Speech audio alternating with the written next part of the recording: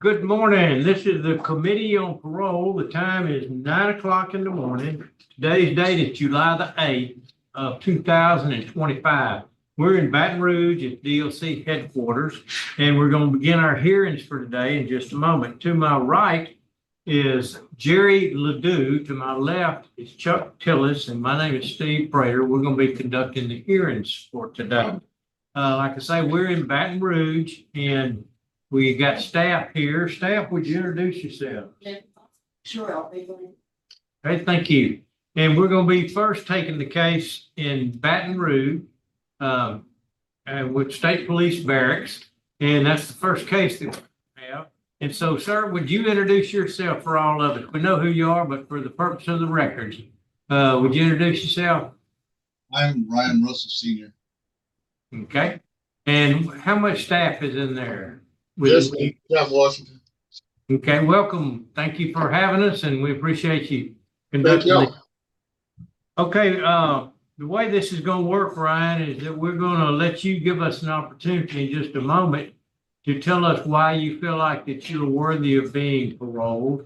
We're going to find out a little bit more about you from the facility there, find out what kind of work record you got. Then we're going to go into those that are supportive of you being released, and we'll read those in just a little bit. Let some of them have their say. I think they're all going to, well, no, they're not all going to be Zoom. Some will be here. And then we're going to talk to the folks in opposition. And then we as a board are going to conduct some questions, and then we'll make our decision. It's pretty simple. It takes longer to explain it than it does to do it. So we'll go ahead and get started. Having said all of that, we'll get started with you, Mr. Russell. Tell us what you did. Tell us, I don't need every detail or anything like that, but tell us why you're where you are and why you think that your behavior since being there has warrants the fact that you should be released. All right. Good morning, ladies and gentlemen of the board. In 2004, I shot and killed John Shoebrook in a heated altercation. Those actions that day, I realized they cost. He has a daughter. She lost her father that day. His sister lost a brother. I lost a friend. I had known John for a long time. My mom lost her husband. All my kids lost somebody they knew. It split a family. It impacted a lot of people, and it's impacting people today. I mean, there's people still hurting behind my actions of that day. When I was first arrested, I was alcoholic and a drug addict. I had been for a long time. I'm always going to be an alcoholic and a drug addict. And I'm not blaming my actions on that. I know that they contributed to that. And it's during my time of incarceration, I primarily, shortly after getting locked up, I met Tom Smith, Pastor Tom Smith, come to see me in the parish jail. And he has been a huge influence on my life. He's been a guide for me, somebody I could speak to. We've been friends for over 20 years now. And he's come to see me. He's always supported me, and he encouraged me. I guess to make it short, he let me know that God loves me no matter what I've done. That there was still hope for me, that things could turn around. And so, taking his advice, I made every effort I could, first and foremost, to get myself right with God. From there, I mean, I've been to 4 different institutions. I've had several jobs. I primarily stayed focused in faith-based activities. In Angola, I was in a praise team. With the praise team, I got shipped to Cottonport. I was over a praise team. Winfield, I was over the praise team. I'm over the praise team here at the barracks. And I've always stayed active with the church and church activities. My time in DOC, I didn't have the opportunity to take many programs. Generally, the way you had to be within 10 years of a release date before you could take any type of cage of rage and all that. It wasn't until I got to the barracks before that became available to me. Once here, I took everything I could. Cage of rage, thinking for a change, 100 hours pre-release. I've maintained a good work record. No write-ups. I've never had any disciplinary infractions. And I've worked hard to better myself. And probably the best thing for me is my involvement with Alcoholics and Narcotics Anonymous, where I realize I'm not the only person that has problems with drugs and alcohol. I'm not the only person that's been under the influence and done terrible things to people. and hurt people because of it. But at the same time, we can help each other through it. We can help each other from not doing it. And I enjoy that. And if granted a favorable ruling today, I already have an outside sponsor for Alcoholics Anonymous. And that is one of the first things I'm doing is get with the local Alcoholics Anonymous group. Revive Ministries. I play music. I've played music almost all my life. Revive Ministries has, expressed that they'd be interested in me joining their music ministry. The Parole Project, I've met with the Parole Project. I'm going to take advantage of all the resources that they have to offer. If granted a favorable ruling, I intend to stay in Baton Rouge because I have 3 children in the Shreveport area. 1 daughter's in Houston, 1 daughter's in Florida. In Baton Rouge, I'd be in the middle of all of them because I intend to be a part of their lives and do what I can for them. And I thank the board for its time today. Great, thank you, sir, for that statement. We appreciate that. Captain Washington, would you tell us what kind of fellow he's been since you've known him? Ryan's been solid. No matter what it is I ask him to do, he does it. He made repairs in our office.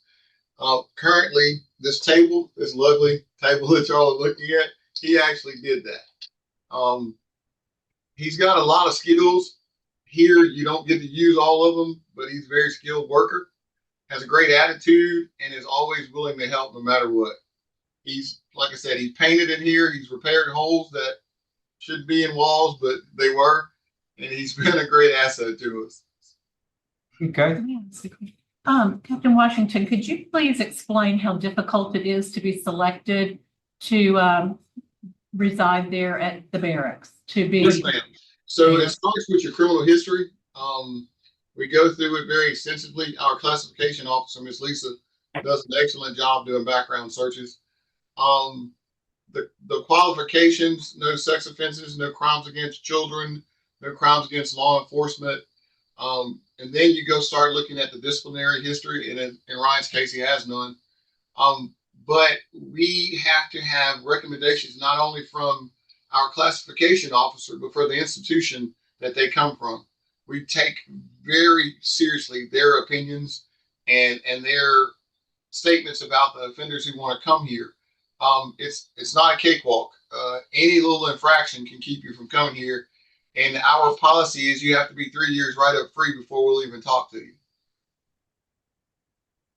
How long has he been there? 6 years.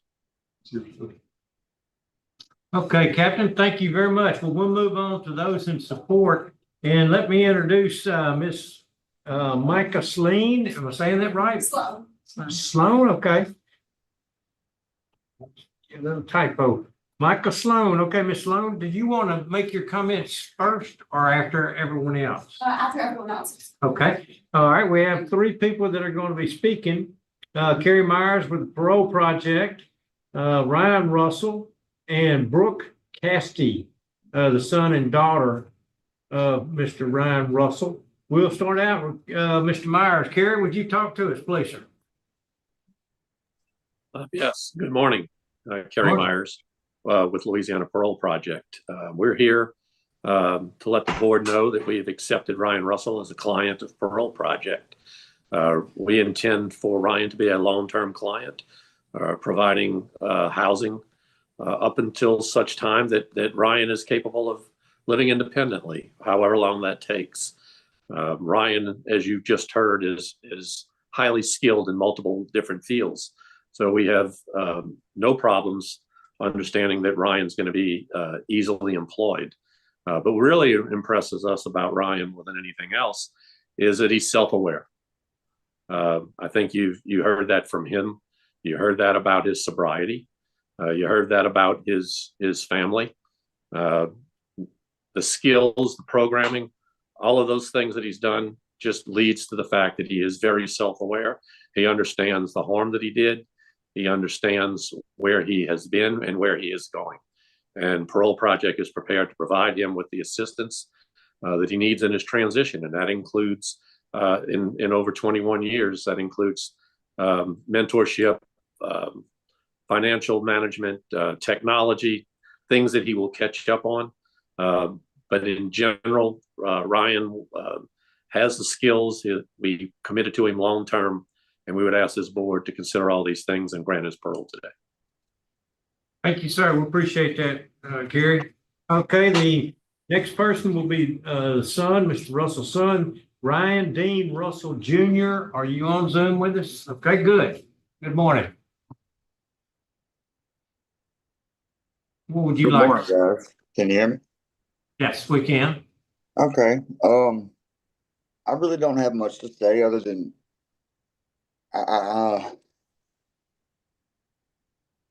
he's a changed man more than what he was. He's done multiple programs to like. I'm sorry, guys. I'm nervous. He went, Relax, sir, just relax and tell us what's on your mind. Why do you think we ought to let him out? because honestly, I need my father, to be honest with you, to be on the outside of the walls. He has done multiple things to reform, to get better. Oh, he when he gets out, I know he'll be a really productive member of society. He'll have a great support system like my grandma, my sisters, all that. Guys, I really don't have much to say other than he has a great family and great support system if he gets out. Okay, thank you, Ryan. We'll move on now to Brooke, the daughter, Brooke Castee. If I'm saying that correctly, Brooke, would you tell us what's on your mind? Yes, sir. I wrote a speech already, so I'm going to be looking at the screen. Okay. Um, First, good morning, and thank you for giving me the opportunity to speak on this matter. My name is Brooke Castee, and I'm here today as Ryan Russell's daughter to speak in support of his release. I understand the gravity of the crime that brought us here, and I do not take this opportunity lightly.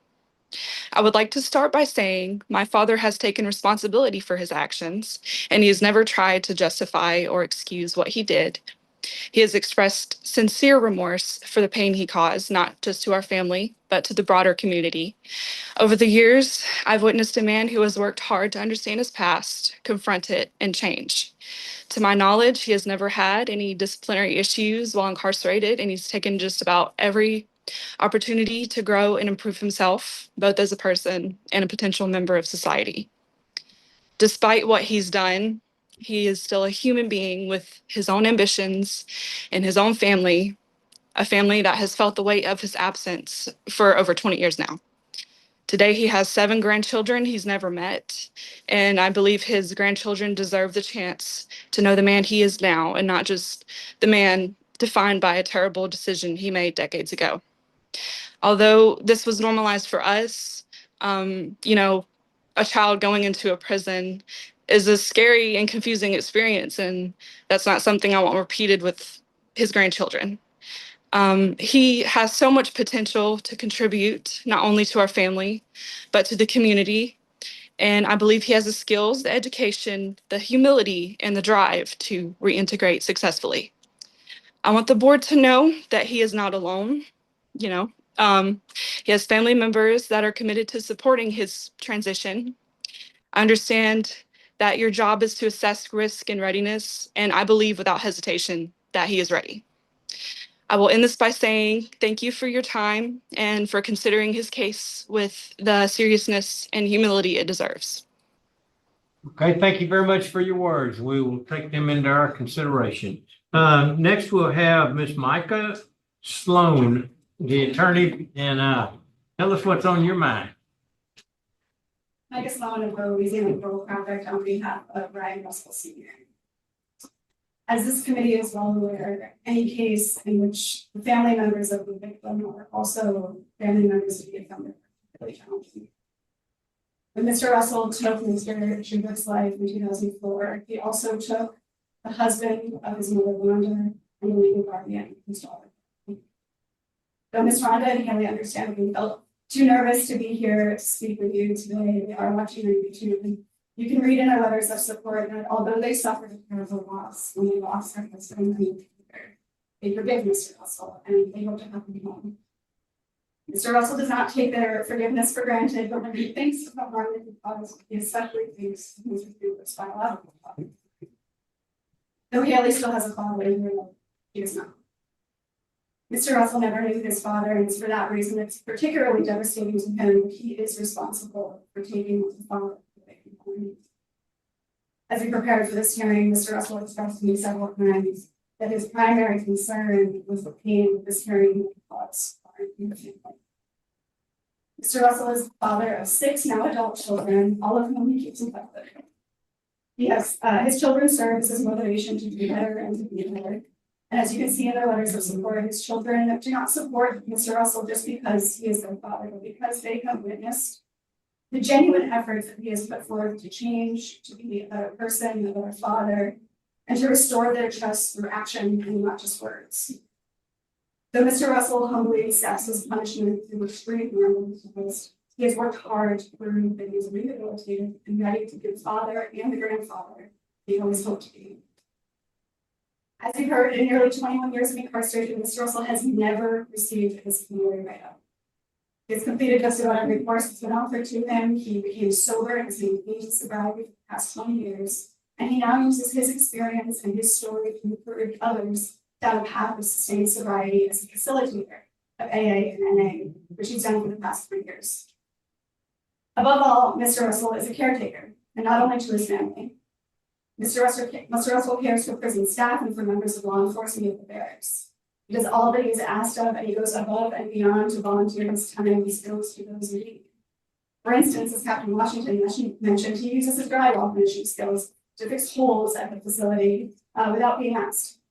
On several occasions, when a trooper or a family member of staff at the barracks passed away, Mr. Russell made commemorative plaques to honor those lives and to share condolences. When a captain at DOC passed away during COVID, Mr. Russell volunteered to make his headstone at a time he was required to come back. Mr. Russell also cares for his fellow offenders. He once told me a story about when he was at Lynn Correctional Facility. There was an intellectually disabled offender who was having a hard time calling his mother, and other offenders were taking advantage of him by using his phone when he was asking for help. The staff at Lynn came to Mr. Russell specifically and asked him if he could help the offender keep in contact with his mother, which Mr. Russell happily did. This is an example of the kind of person Mr. Russell is. Someone trusted by staff and someone gladly willing to support those in need. Mr. Russell also cares for his fellow offenders who attend the AA and new courses he facilitates at the police barracks. A true believer in the effectiveness of the program given his own experience, he is committed to and motivated by the attendees of his program, and he serves them by providing a safe space for them to express themselves and to heal. Mr. Russell is also a caretaker of animals. Since he's been at the barracks, Mr. Russell has created what you might consider a makeshift animal rehab center. He spends his free time caring for, feeding, attempting to rehabilitate lost or injured animals that the staff and offenders find on the property. Sometimes I think the staff might be taking advantage of Mr. Russell's soft-spot and he keeps giving new animals, but he happily takes on any challenge, especially if he knows he can make a positive difference. Mr. Russell will be the first to tell you that although his disciplinary record is perfect, he is not. It is his poor choices that led to the loss of life and his distance from his family. He clearly recognizes that he devastated his family, his own family, and his community. Though his time in prison will not bring Mr. Jewett back, Mr. Russell has proven that he takes his punishment and his rehabilitation seriously, and that he is well prepared to re-enter the community safely. As you heard from Captain Washington, you now know what it takes to get admitted to the barracks and to stay at the barracks. It's the same trustworthiness and skill and commitment to rehabilitation that the barracks recognize that the whole project recognized when we accepted him into our re-entry programs. Given his many profitable skills, drywall finishing, CNC router operation, kitchen work, construction work, and more, paired with his clear ability to abide by the rules, his dedication to serving others, and his proven ability to maintain his sobriety, Parole Project has no doubt that if we use some fuel, Mr. Russell will live a productive and law-abiding. Mr. Russell has accepted for long-term clients, as you heard from Carrie. He has met with our social work team, our employment team, both of which feel confident that with their support, Mr. Russell can and will be successful outside of prison. Mr. Russell has taken it upon himself to identify a sponsor, as he said, in an AA program to ensure that he has the support and the resources that he needs to maintain sober as he adapts to the free world. He is highly employable and able to work, and he continues to hopes to give back to the community humans, animals, whatever, in the Baton Rouge community. I am aware that it takes an exceptional applicant to be granted release well in advance of their, release on parole well in advance of their release date. I submit to you that Mr. Russell is that exceptional. Okay. Mr. Russell would, I also think that, if we continue to incarcerate Mr. Russell, then it would be an unnecessary expenditure of taxpayer dollars because there's no additional courses for him to take. He's gained a strong hold of his sobriety. He has a clear understanding of the devastating impact of his actions. If Mr. Russell is released on parole, he can make a significant and positive difference in the lives of his children and his mother, who as she gets older may need his support and care, and in commitment with his many gains of skill and commitment to serving others.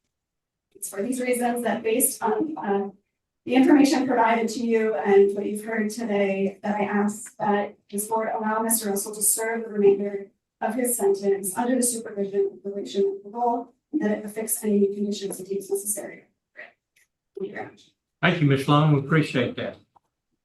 All right, we'll move on now to those in opposition, and we have the ones I have on here: Shelley Showbrock, Randall Showbrock, and Richard Brown, who are family members, but they will not be speaking. Those that are here that will be speaking are Lee Showbrock, Lisa Walker, and Ruby Brown. Am I correct with that?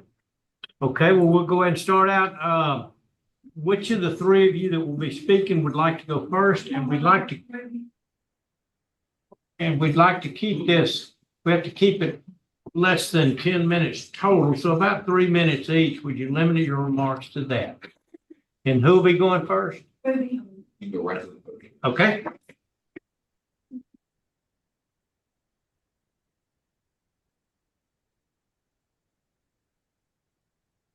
I'm Ruby Brown, mother of John David,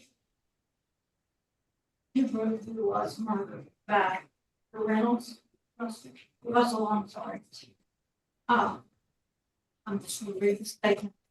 My world had think of this horrible, senseless act of violence. My heart was torn out when I heard that my son was dead. My blood ran cold. I've held every blood vein in my body. I've heard every day since. I wake up and hear his voice calling, Mom. I get chills and I cry. Secret. Died that day, and I will never be whole again. My family's my life, and John David was taken from us. We will never be complete again. My son will never be able to experience good life. I think of all the life that he wasn't able to live. He was taking time of his life. He didn't get to watch his daughter grow up, graduate from school to college. He wasn't there walking down the aisle at her wedding.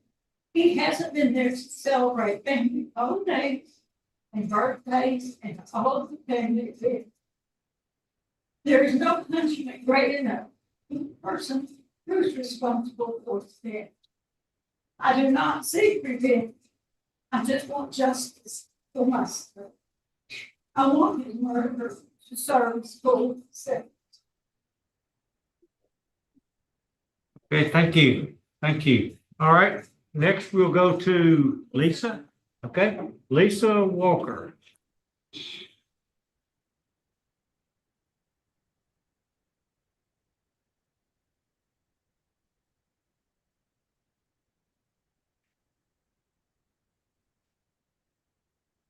My name is Lisa Walker. I'm the older sister of Dawn.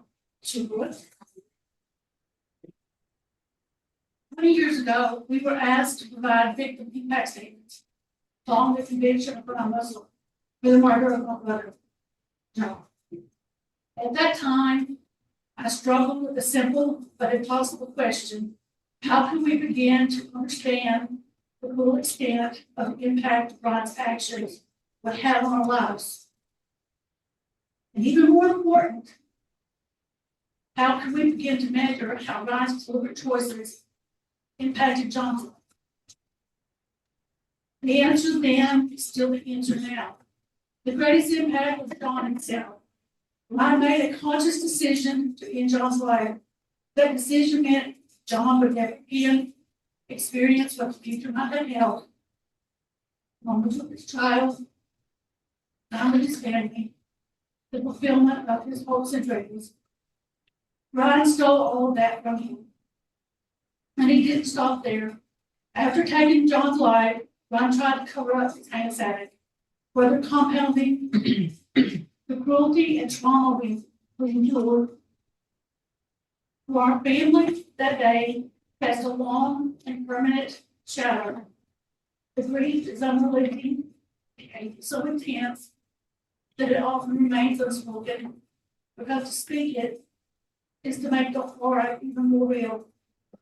Every memory we have of John, good or bad, is now clouded by the violence of how his life ended. There is no closure, there is no peace, only the reality that Ryan took John's life, and in doing so, left our family with an emotional wound that can never heal. For me personally, the past 20 years have been haunted by reoccurring nightmares, especially during times of stress. When I'm taken right back to the moment I learned of John's death, the nightmares are not just dreams. They are reminders that this is our reality, that John is truly gone, and that the illnesses I felt then still lingering now. In a private torment that I do not speak about, because acknowledging it makes it feel all the more real and unbearable. Now we are being asked to relive the trauma again, to fight for justice all over again, because Ryan Russell is being considered for parole. I want to be absolutely clear, Ryan does not deserve to be released, ever. He chose to end John's life. He should spend the rest of his life behind bars. No amount of rehabilitation, no number of programs completed, no accumulation of good behavior can undo what he's done.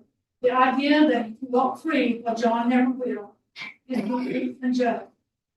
Although Ryan was sentenced to 40 years, which means one day he may be released, I urge the board today to deny his parole, not only for justice's sake, but to honor the life of the man who took.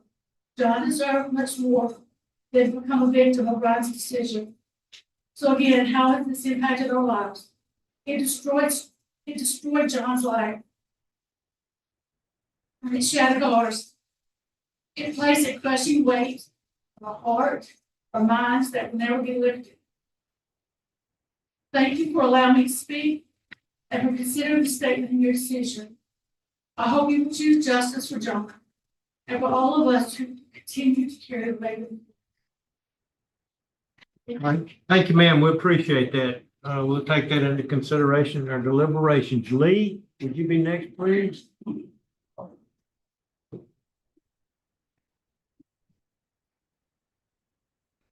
name is Lee Shoebrook. I'm here to tell you today why Ryan Russell should not be up for parole. Because 20 years ago, or more than 20 years ago now, he decided to go outside and kill my brother. The only witness to this is Ryan Russell. Now, I have to go through what he said to the court and what all came out in the case to decide what actually happened. Ryan Russell said that John was outside welding. I believe that. And he says that John come at him with a machete, and that's why he defended himself with a .22 rifle. I wonder, where did he get this rifle from? He was already in the backyard. So therefore, I guess he just pulled it up out the air, a loaded .22 rifle. I contend that he did not go out there to confront my brother. I believe he brought that rifle from outside the house. It would make sense. And they said, the coroner said there was 2 shots, one to the side of the head and one to the center of the forehead. The one to the center of the forehead had pressure against it. And Ryan says that it was a bump shot, which is impossible if you're holding pressure. I believe that John was welding, and Ryan come up like a coward and shot him in the side of the head, first shot, 2 feet away. And then after he was down, pressed the rifle to his forehead and made the execution shot. And exactly that's what it was. And as far as all the things that Ryan does in prison, all these skills that he has, you know who taught him those skills? John David Shoebrook taught him those skills. He would not know those skills if it was not for my brother. And I contend that I hope that y'all make the right decision today. This man belongs in prison where he is. And as far as him being sober, you can't get drugs and alcohol in prison. So how are you gonna sit there and say I was sober for 20 years? You've been in prison for 20 years. Let him out on the street, he'll go right back to who he was before he was there. And yes, I knew Mr. Ryan Russell very well. Okay. Thank you. Thank you, sir. We appreciate your comments and we'll also take them into consideration. Okay, Mr. Russell, it's time now for the board to ask questions. This particular case, I was assigned to be the interviewer, although each of us have read extensively on your case and so familiar with it. I guess, and I've listened to everything that everyone has said, and I've made my notes down here about who's in opposition, who's for it, the relationships, the fact you have no disciplines, parole project. The jury found you guilty of manslaughter. And the DA was prosecuting you on second degree, which is also significant. You've had many classes, but the DA and the sheriff are opposed. The attorney general's opposed. You have a history of substance abuse, and you say you've dealt with that, and the fact that you're at state police barracks. All those are undisputed as far as I'm concerned. And I got to ask you, why did you kill this man, and why did you bury the body? That particular day, the altercation, Lee's correct. The altercation started in the front yard. John and I had argued several times. This wasn't just this day. We had several discussions and arguments over. If y'all read the record, y'all are familiar with what's in it. I'm not trying to reiterate. I don't want to put his family through any more than I actually have to. But to answer your question, we got into an argument. I withdrew from that argument. The tool shed out there, me and Little Ryan target shoot all the time out there. That rifle's in there. The rifle still had a clip in it. I retreated from the confrontation. I went into the tool shed to actually get another beer because I was drinking that day. I was drinking. I went in there to actually get another beer. John followed me into the shed. He's yelling that it starts back up. He reached across the back of that tool shed and grabbed that machete. When he did, I came up with the rifle and cocked it and I shot it. I didn't intend to do that. That was not, I wanted him to leave. I was trying to run him off. I wanted him to leave. I wanted him away from my daughter. I was high. I was drunk. I was not in my right mind. When John fell to the ground, I kept thinking Lil Ryan or Haley's gonna come. They're in the house. It's broad daylight. They're in the house. We're not 50 feet away from the house. I'm thinking they're gonna walk outside because they just heard a gunshot, and I don't want to. They don't need to see him. This is somebody they know. I didn't. That was my first initial thought. I moved John. I moved him as far as I could in the woods. I don't really have any explanation for that. I didn't know what to do. I was scared. I didn't want to go to jail. I didn't call the police. I'm drinking. I'm doing drugs. I didn't want to interact with the police. I didn't want to go to jail. I didn't know what else to do, and that's how we got to where we are today.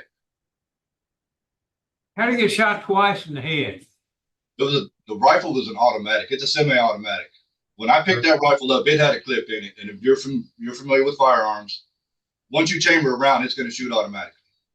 And if this, I mean, we're breaking down something that happened in less than 2 seconds. And first shot, he was shot first between the eyes. He fell, and as he's turning, I fired again as he's falling. But we're not more. I don't know if you can tell the dimensions of this room to me and Captain are in. That tool shed's about the same as this room is. It's not much bigger than that. I'm sure y'all have pictures in the police report, but it's close quarters. And where he fell is right there. The doors of the shed open up and the house is right there. If the kids would have stepped out, he's right there. That's why I moved him to it initially to there. And how old are these kids?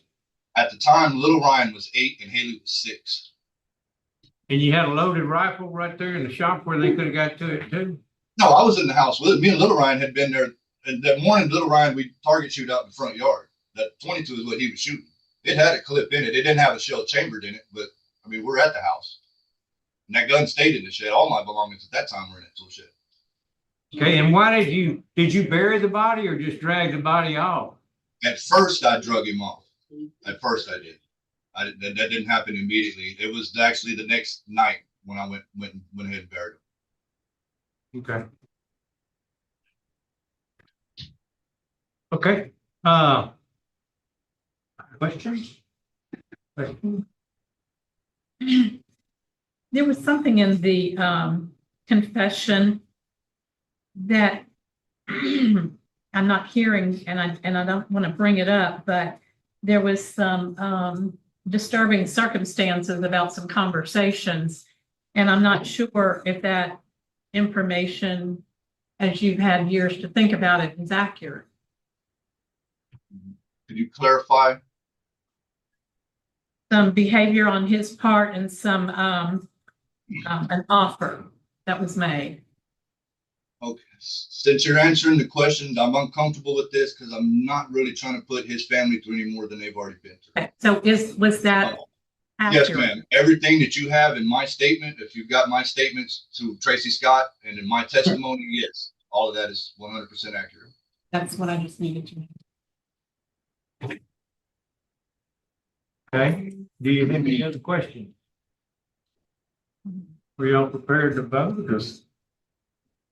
Okay, since this is my case, I get to vote first, and you have to, on a parole deal, you have to be unanimous.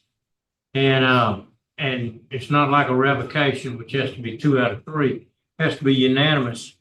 And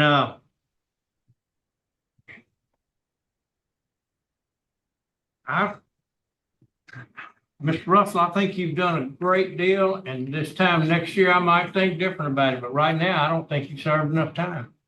I think on taking somebody's life, even though you've been exemplar in everything that you've done, and we appreciate that, but I think that somebody's life in a situation like this, because of something you did, is worth more time than that. I think because of the circumstances surrounding, I think that you need to serve some more time. Mr. Tillman? Mr. Ryan, I commend you on your trying to rehabilitate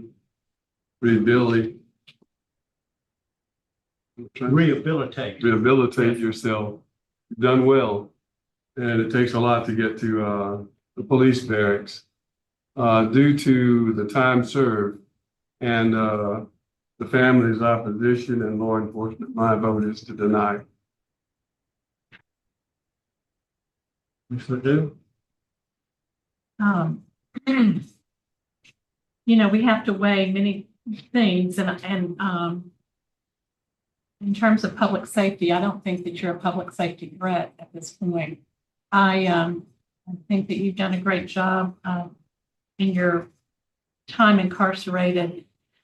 I too feel like the amount of time is the only thing that holds me back today. And my vote is to deny, but it will be different if I have you before me again, if you continue down this path.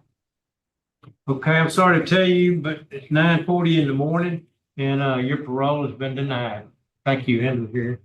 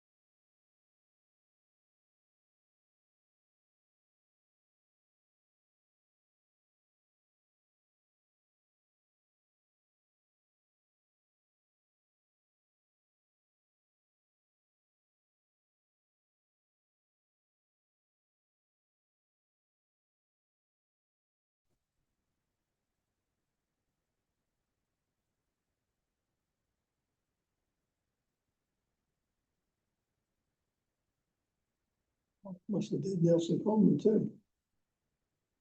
Nelson Coleman. I might have been above this. Should get above.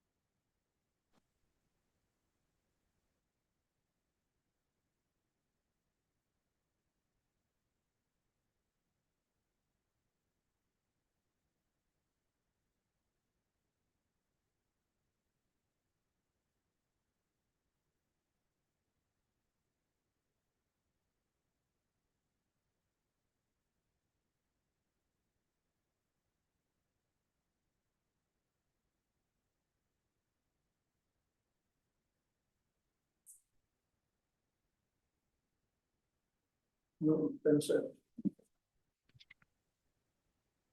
Good morning. The time is 9:47. The date is July the 8th. And we are at headquarters in Baton Rouge. You can see who we are. This is our second hearing for the morning. And we're speaking to Jefferson Parish Correctional Center. And sir, would you introduce yourself to us? Deputy Marlboro, Jefferson Parish Sheriff's Office. Okay, thank you. And thank you for hosting us. Is Mr. Green close by? Yes, he is, he's right here. Okay, thank you. Good morning. Good morning, Mr. Green. How are you doing today? I'm okay. And yourself? I'm doing good, doing good. All right, Mr. Green, you are here to deal with a revocation hearing, is that correct? Yes, sir. And what is your DOC number? 532484. Okay. Do you have a waiver in front of you, a piece of paper that shows that's exactly it? And did you sign that? No, sir. At the time, I didn't. It's Okay. Would you read over? So you didn't sign that? no. It just said refusal to sign, but I never was showed this. Okay. Have you read that? Just now went over it a little bit. Yeah, it's talking about. It's asking me questions. Yes, sir. It's asking me. It's like six questions. Have you read all of that, and do you agree with all that? Yes, sir. Okay.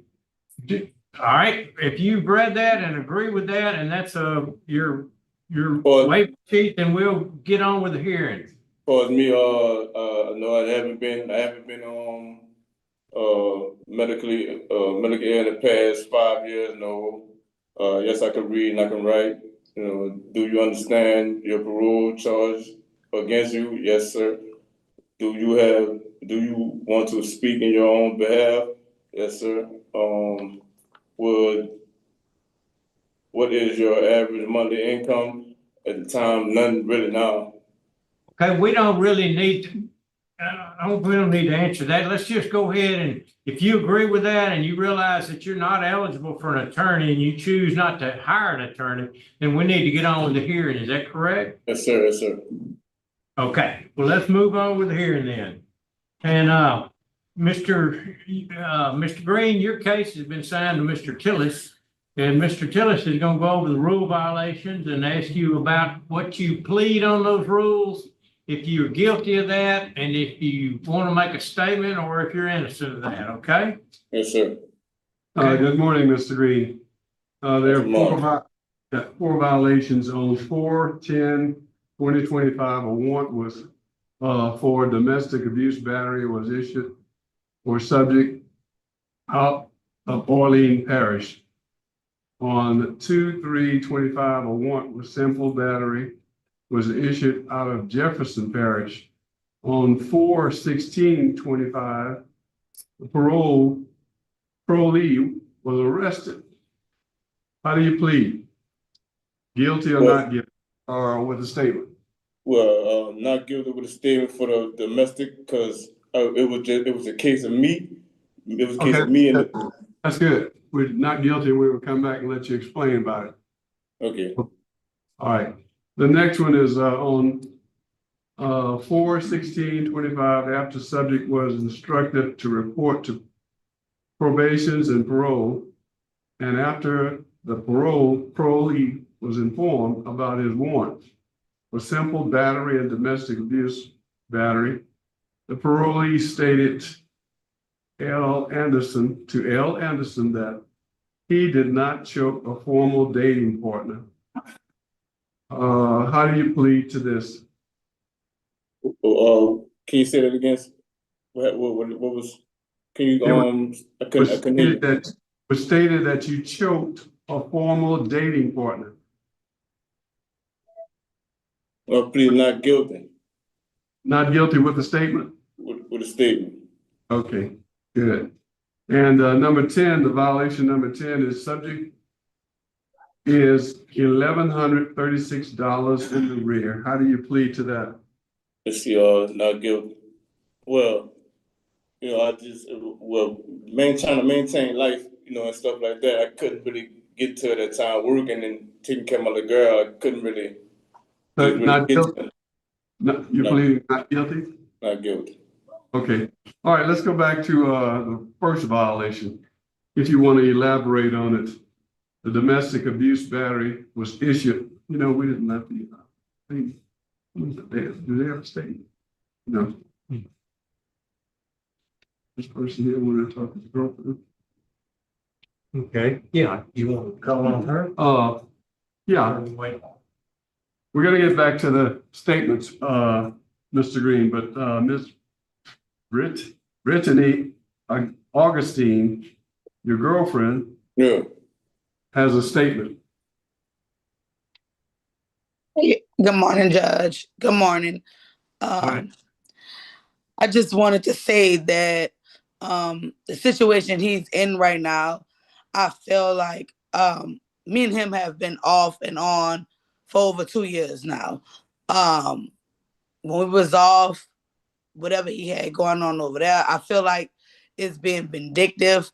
I feel like if he was released today, he would be at work tomorrow. James is one of the sweetest, kindest, caring person I know. I know that if he was released, he would come home and do exactly what y'all expect of him. A lot of people might look at him and see a tough guy. When I look at him, I see a sweet guy. Judge, I have seizures. He helps me with that. He's helped me get over a lot of things as far as alcoholism. He's really, really, really like my rock outside of this world. I don't see him as being a monster. I don't see him as being a bad guy. If he wasn't around me one time, I probably would have died. He is one of the most sweetest guys I know. Even when we took our split apart, he still called to check up on me, still made sure I made it to work when it was hot. I just feel like the accusation against him is a woman being vindictive. He has a daughter that he takes care of. The mother is also incarcerated. So that child is, her father is all she has, you know. And I know they told me to keep it short, but I really wish that he can be released so he can do the best that he can and pay you all and just move on with his life. Okay, so you're not the victim that was choked. He never touched me. Never. That's what I'm explaining to you all. That's not in his character. Even when we fuss, and I'm quite sure you all have wives or girlfriends, and it's a disagreement. Women, I know I'm dramatic. He'll walk away before he do anything. Okay, thank you so much. And that's just me speaking on my experience with him. I really wish that he could be released so he can come home. Okay, thank you so much. Really, the picture that's being painted of him, and I'm not just saying this because I'm his girlfriend. Like I said, we've been off and on. If that was the case, I would have the same story. Okay, thank you so much. Thank you so much. Mr. Green, now you want to elaborate on that domestic abuse charge? Yes, sir. See, the thing is with Paris term, like you said, that the girl's really vindictive and she manipulative. Like, we got into 2 altercations to where, all right, I cheated and she cheated. See what I'm saying? But at the end of the day, it's like when I left her, she just like I never knew nothing about still with all that, none of that. Like they just put it just came out of nowhere. I never knew nothing about none of that, and I had just left her and I moved on with my life. Like, okay. Go ahead. You had something else to say? I'm just saying, like, that's not me. Like, you know what I'm saying? That's why, it's just crazy. Like, I'm just really big to me. Okay. So did you hit her, choke her, or anything? No, we had, in like, as far as like relationships that goes on with different women and stuff like that, and we lay up there and we had, like, I had cheated, like I said, I had cheated on her, and she had cheated back, and we had altercation as far as like verbal and stuff like that. At the time, it was getting hot and hectic and stuff like that. But as far as me put my hands on her, no, I never did put my hands on her. So, you know, the thing is, by me leaving her, I got something, a little thing in my phone that shows that, you know, but as far as like but what she was saying, like she like I said, she's very vindictive and very like manipulative. So she already had in her mind that she was gonna see and do all kinds of things and stuff like that nature. Oh, all right, thank you. On violation number 7, you were instructed to report to probations and parole. What happened there? You said you pled guilty. Can you tell me what day it was? That was the 16th. 4/16/25. Yeah, I was in the office. That's where I got arrested. That's why it was happening. I got arrested from the office. I never ran from nothing. I never knew nothing about no charges or nothing. Okay. Now the one thing I did, all right, far as like I had got into it with a coworker. I got into it with one of my coworkers, and we, you know, it was the altercation for me pushing him. He pushing me. I was defending myself. He pushed me. I pushed him back and stuff like that. But as far as anything else, no. Okay. What about your arrearment? Your $1,136 in the arrear. I mean, I plan on paying that. I just, like I said, like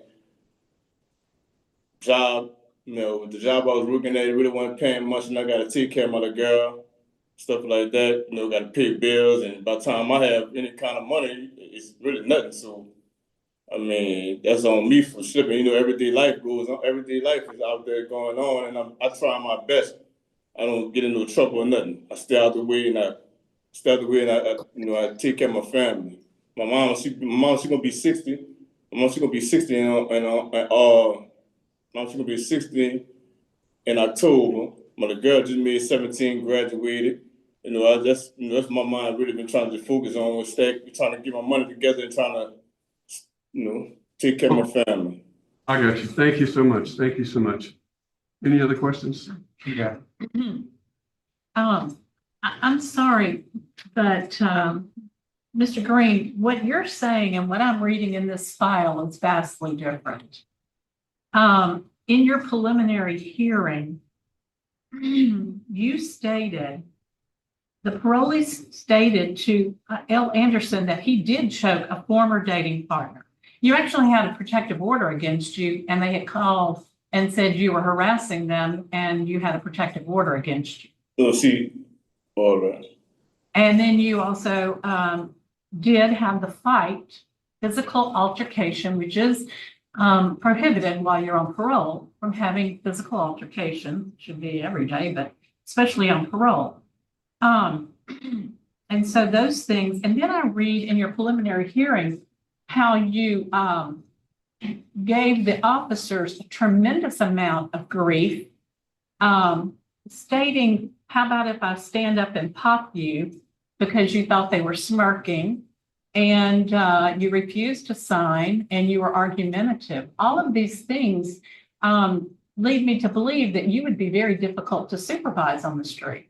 See, I've been under supervision for 18 months, going on 18 months now. And see, I never had got into no argument or nothing period well, this is the thing. This is the thing. The lady, when on the day that I went to the office, they saying that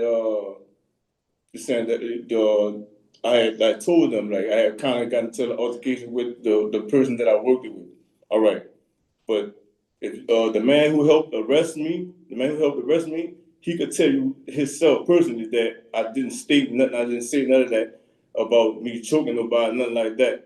That is false. I really would like to get a lie to the test on that, because I know I did not state and say that. I did not tell her that. She Okay, let's read something else. January of 2025, your officer showed up at your place of business and you popped off to him saying, don't come to the restaurant. I don't want people to see you here. That's not me. I never worked in a restaurant, ma'am. That's not me. I am looking at file for Mr. Green. Okay. I work. Very much, Mr. Green. That's all I had. Thank you. Yeah, I worked at the Imperial Trading.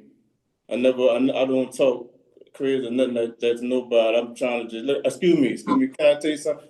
I've been in jail. I've been incarcerated for almost 20-something years of my life. My last sentence was 12 years. I'm 36 years old. My family's getting older. All I'm trying to do is just take care of my daughter that I left out there by herself, and move on with my life. Like, I don't have no problems with working, and I work all the time. When I first had got released from jail, the 2 weeks after that, I had a job at Imperial Trading. I worked at Imperial Trading for almost a year. I think it was a year. It was a year. I worked at Imperial Trading for a year. I'm not a problem. I'm not a problem. Let's stop. Let me stop you there just a second. You seem to be a problem. You've been on parole for 18 months. In that length of time, you've had a protective order against you, 2 simple battery warrants for different people, and you've had 11 traffic attachments that were on your NCIC record.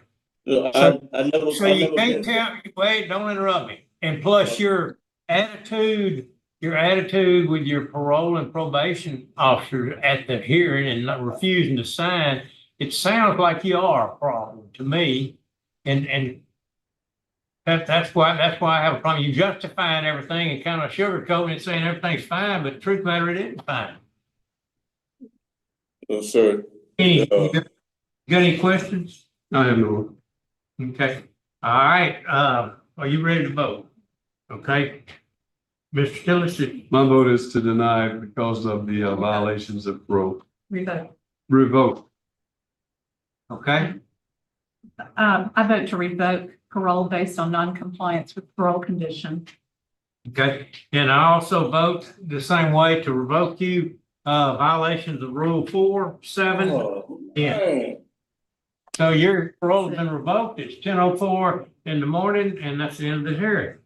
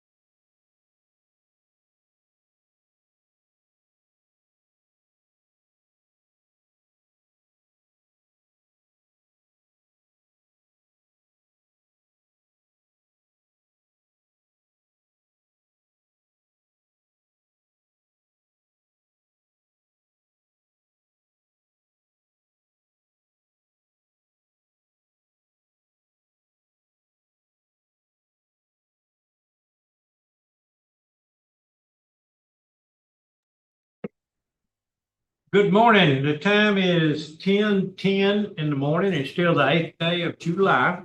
And we are at Dixon Correctional Institute.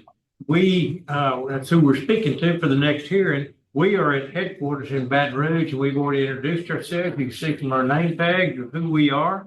And we'll be conducting this parole hearing for Mr. Barry Johnson. Mr. Johnson, is that your name?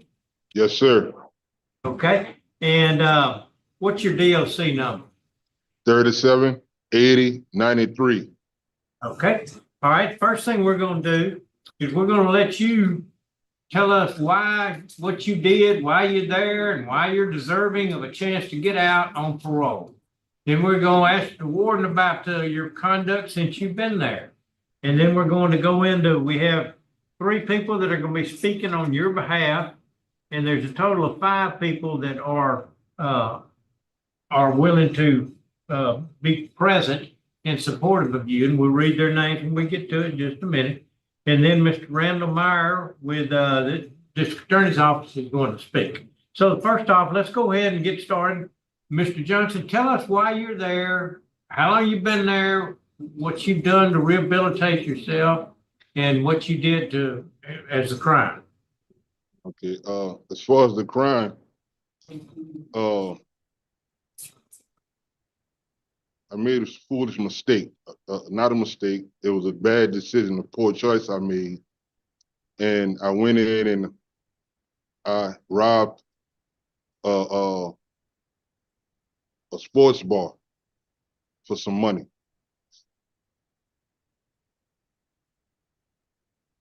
Okay. And since I've been incarcerated, I've attained my education. I started with the GED, took self-help programs. When the college courses became available, I took those as well. And right now I'm working as a high-set tutor at this facility. Okay. All right. You've come a long way. Yes, sir. How long have you been in jail? About 22, 23 years. Okay. All right. Is that all you have to say about your statement as far as what you wanted to have your opening statement? We'll ask you questions in a little bit, but is that what you had to say? Yes, sir. As far as going towards my rehabilitation. Okay. When I first came incarcerated, I realized the lack of an education always leads to people making poor decisions and poor choices. So in order to not make a poor choice or poor decision again, I had to educate myself. Okay. And that is what has caused me to make this turnaround in my life. All right. Well, it's good to hear. I hope a lot of young people will get that message one day. That's good to hear. Warden, what kind of fellow has he been since he's been there? He's actually, he came to DCI in 24. So he's been at DCI a little over a year in April of 24. But as far as his institutional record prior to that too, his low court write-up, last one was in 23, but his last high court was in 22. So since he's been at DCI, he hadn't had any in the year.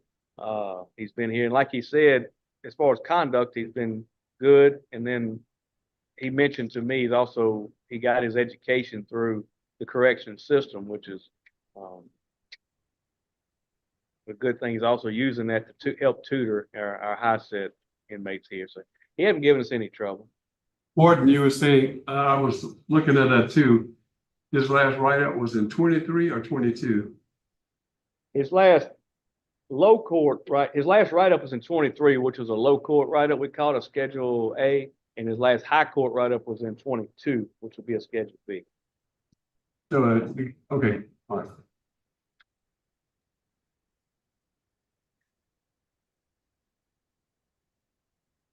Okay, we're going to move on then. Thank you, Warden, for that. We'll move on to those in support of this parole. And the ones that are going to be speaking are Delbert Lewis, Joseph Johnson, and Berthel Lewis. And those that are at headquarters here but will not be speaking is Rebecca Andrews and Megan Andrews. So, Mr. Delbert Lewis, are you on the phone there? Mr. Lewis? I think you must be on mute. Yes, sir. Yes, sir, I am. Okay, good. Tell us what's on your heart and your mind there, Mr. Lewis. Well, Barry Johnson is my nephew. And I have no doubt in my mind that when he is a free man, he will be a very good product to society. He will make an excellent citizen of the country. I know he has learned his lesson, and I know he's been incarcerated for a very long time. He's missed so much since he's been incarcerated. He's missed funerals, his grandmother's funeral. He's missed weddings. He's missed birthdays. And I think he now deserves the chance to prove to himself that he can survive and do well and be productive in this country, in this city. Okay. So I would pray that you consider him for parole and that you would make him a free man. Okay. Thank you, sir, for those words, Mr. Lewis. And Mr. Joseph Johnson, the brother of Mr. Barry Johnson, would you tell us what's on your mind?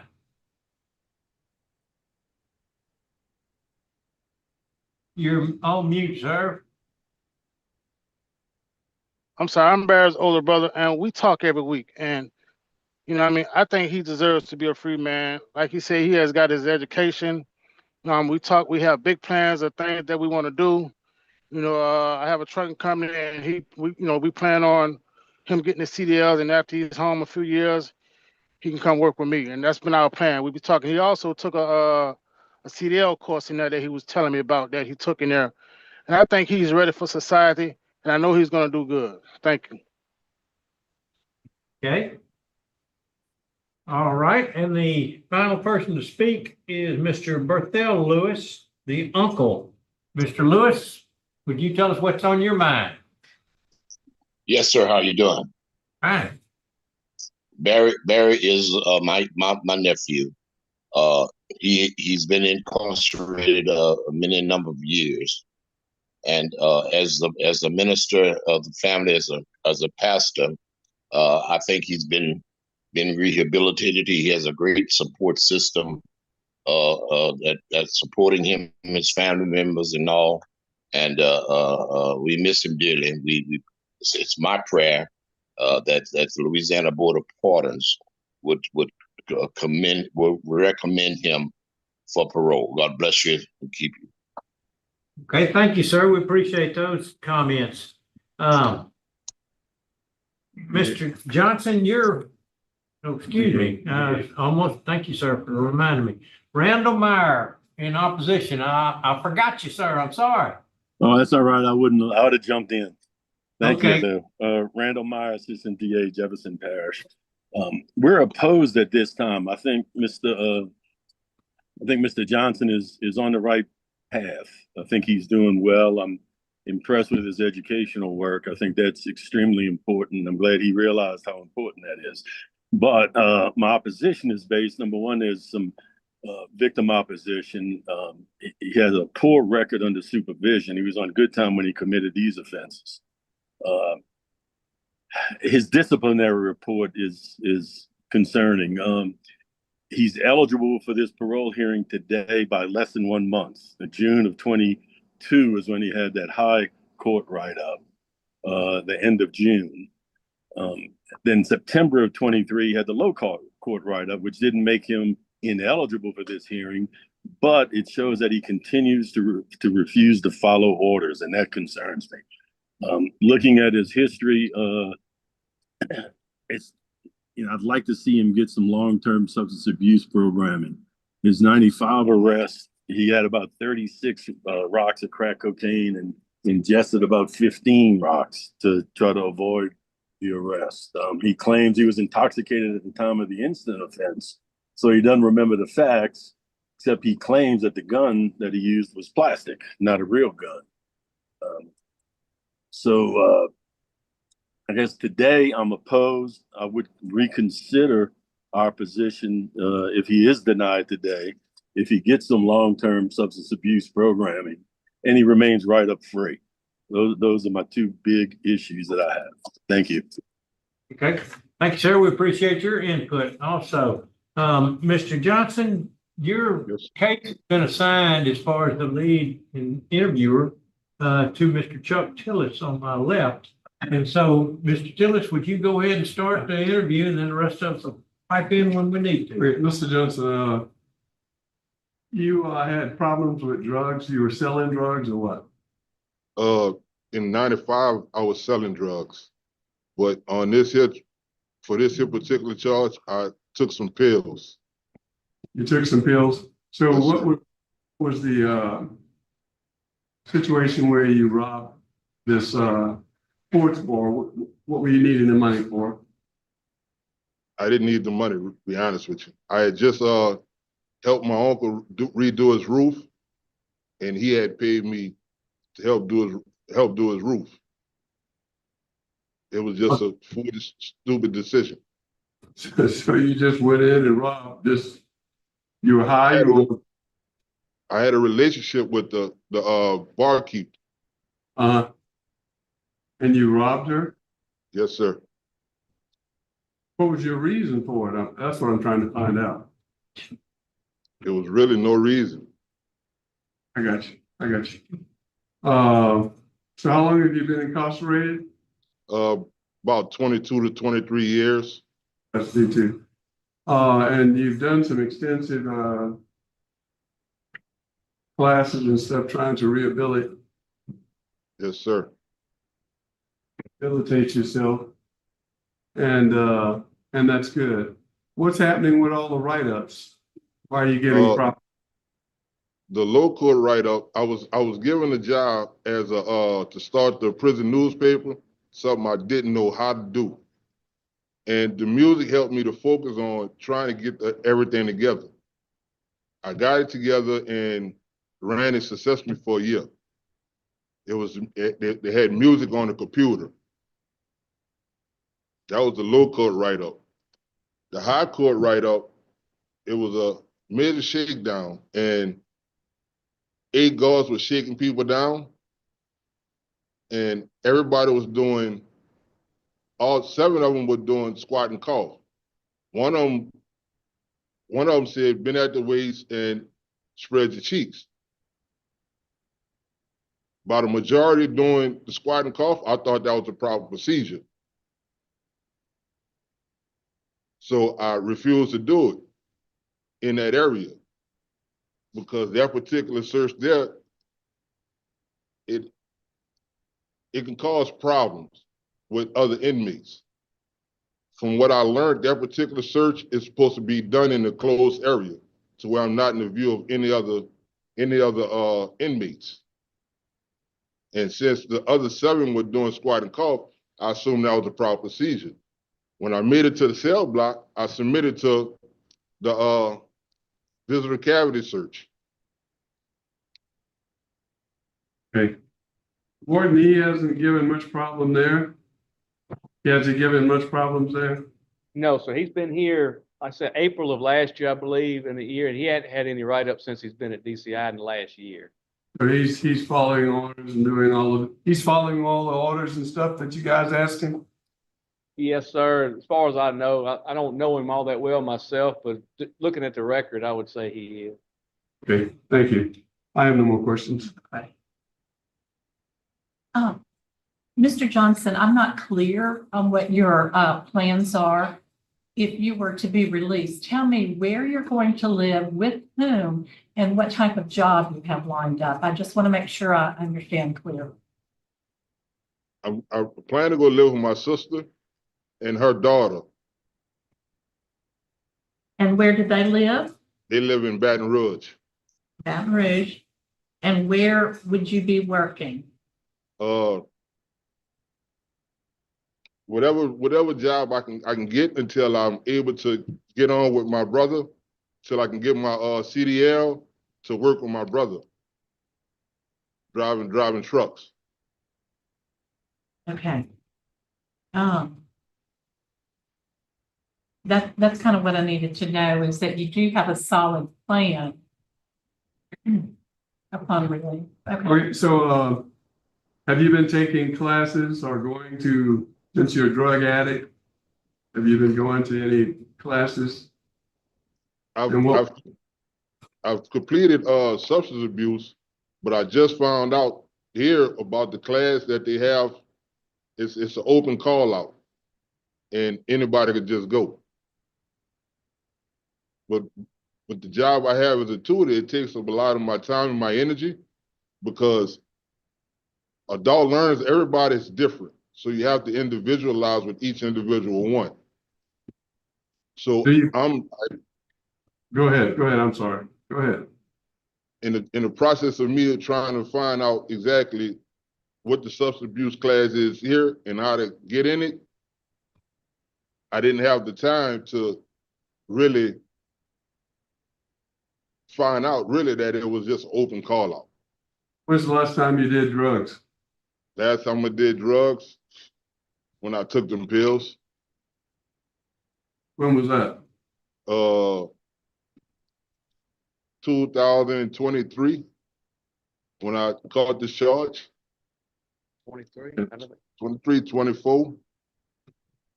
Now think back. I think it's 23. I don't think so either. What year was it? Martin's looking it up. 1995. 23. You've been locked up 23. 2003, I'm sorry.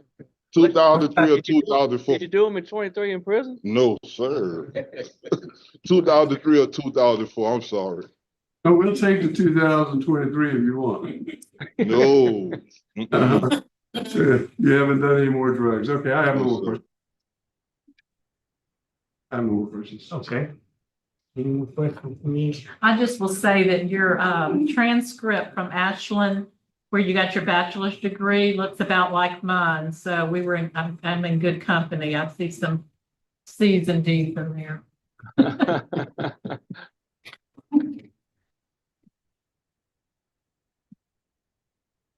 Okay, all right, I think that, I don't have any questions. I think we're prepared to vote.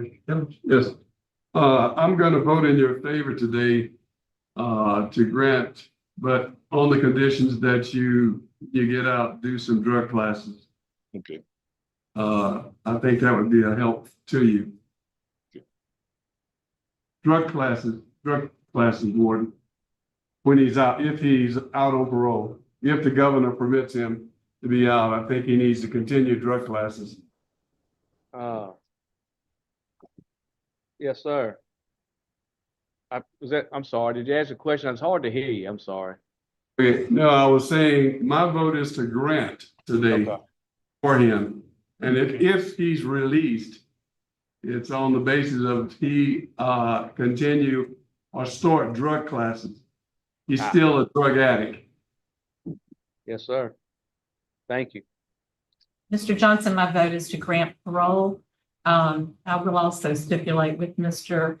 Tillis, a substance abuse evaluation and follow any recommendations by that organization. You know, it's in your court. This is the time you have to make the decision. So I'm going to give you that opportunity.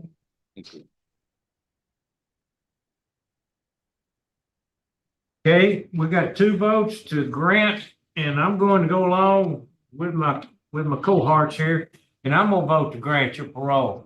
But I hope that you're not a fella that is real educated but still stupid. Because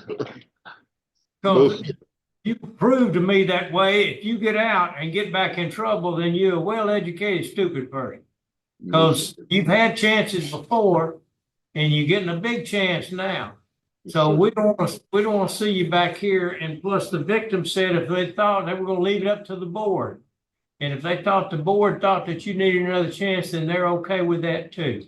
So because of that, you've received 3 votes today to be paroled, and there'll be some stipulations as far as substance abuse classes and AA meetings, things like that you got to stick with. But we're going out on a limb with you, okay?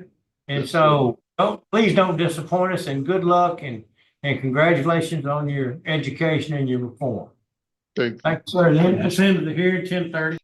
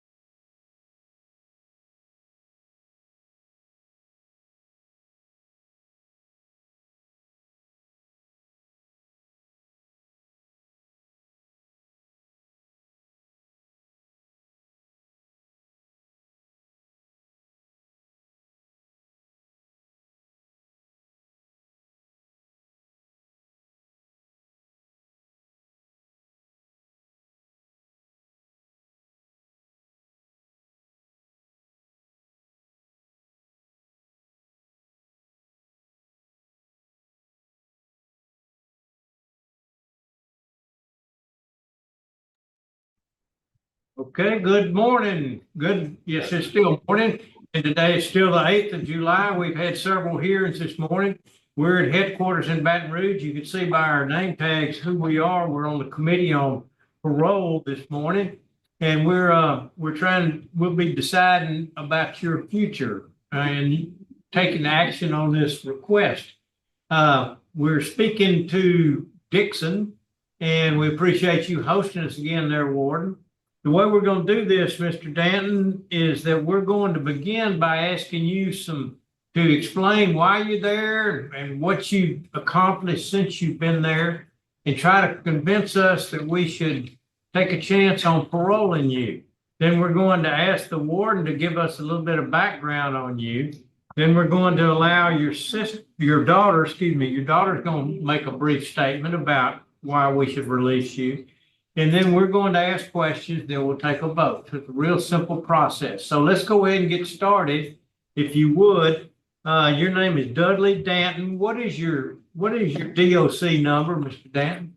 5375. Okay. Tell us why you're there, what you did, and what you've accomplished since you've been there in the way of rehabilitation. Been doing good. I never got no write-up since I've been here.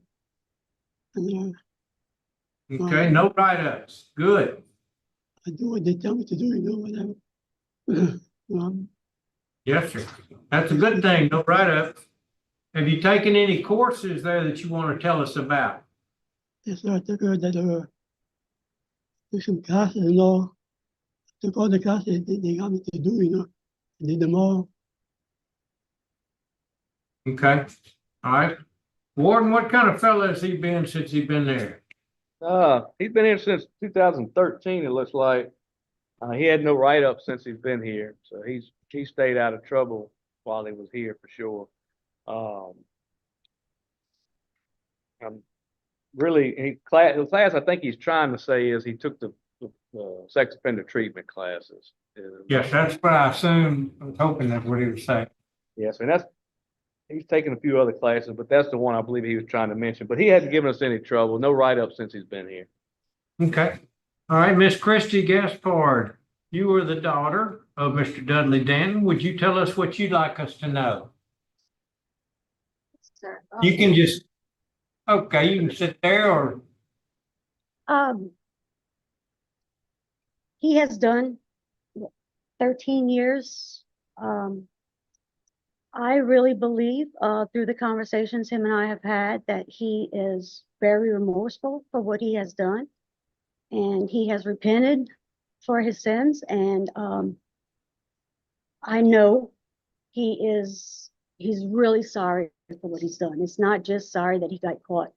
I know he's a better person than he was before, and with God, all things are possible, and he has God, and I know he has Parkinson's. He can't do anything. He can't even walk.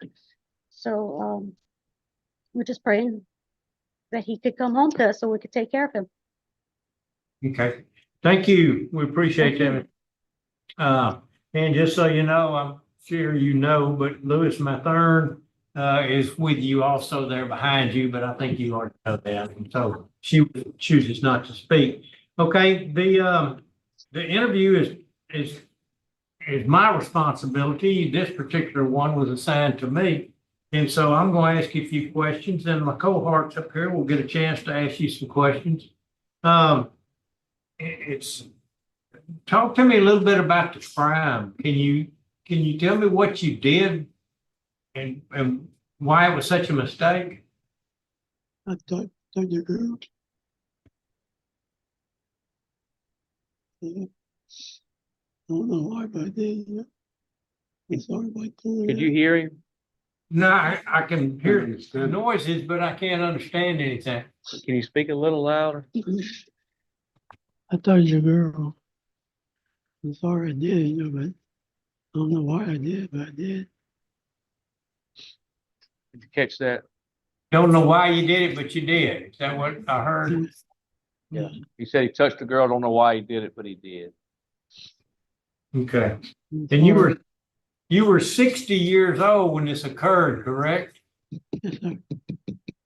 Okay, and you got a total of 18 years for this indecent behavior situation, correct?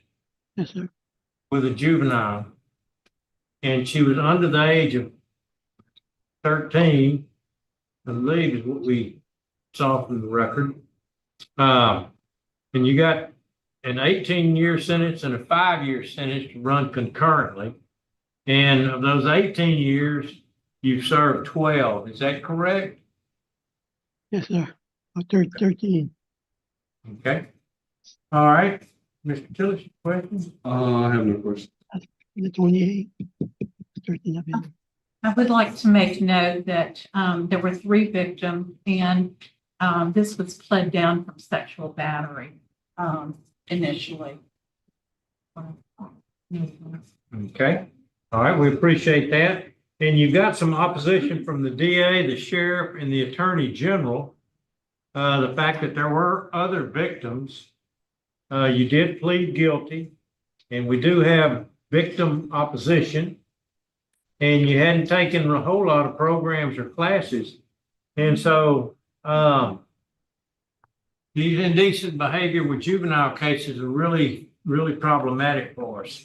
And so it's my responsibility to vote first because this case was mine.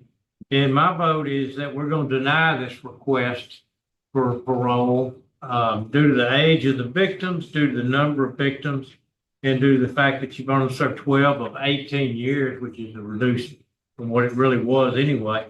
So that's my vote. Mr. Tillis? My vote is to deny also. My vote is to deny based on victim law enforcement opposition, age of the victim, and it was a plea. Okay. Thank you, Ms. Ledoux. I'm sorry to tell you this, Mr. Danton, but your parole today has been denied. And that's the end of the hearing. It's 10:48 in the morning.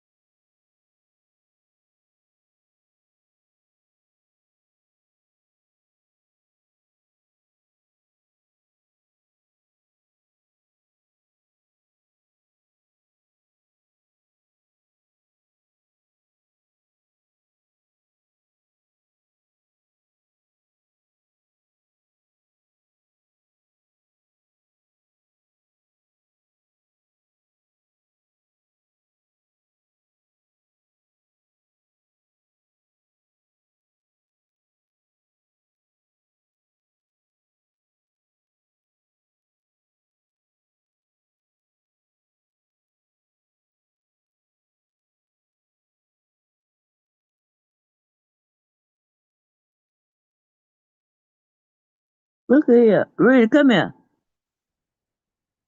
Rita.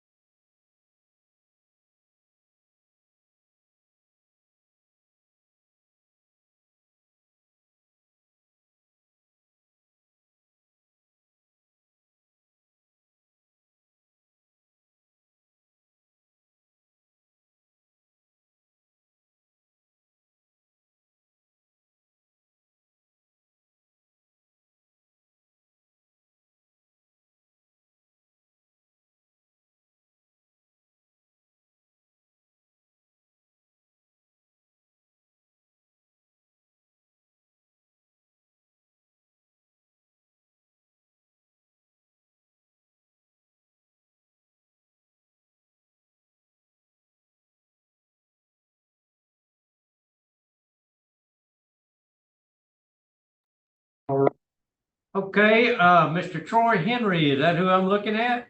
Yes, sir. What is your DLC number, Mr. Henry? 397821.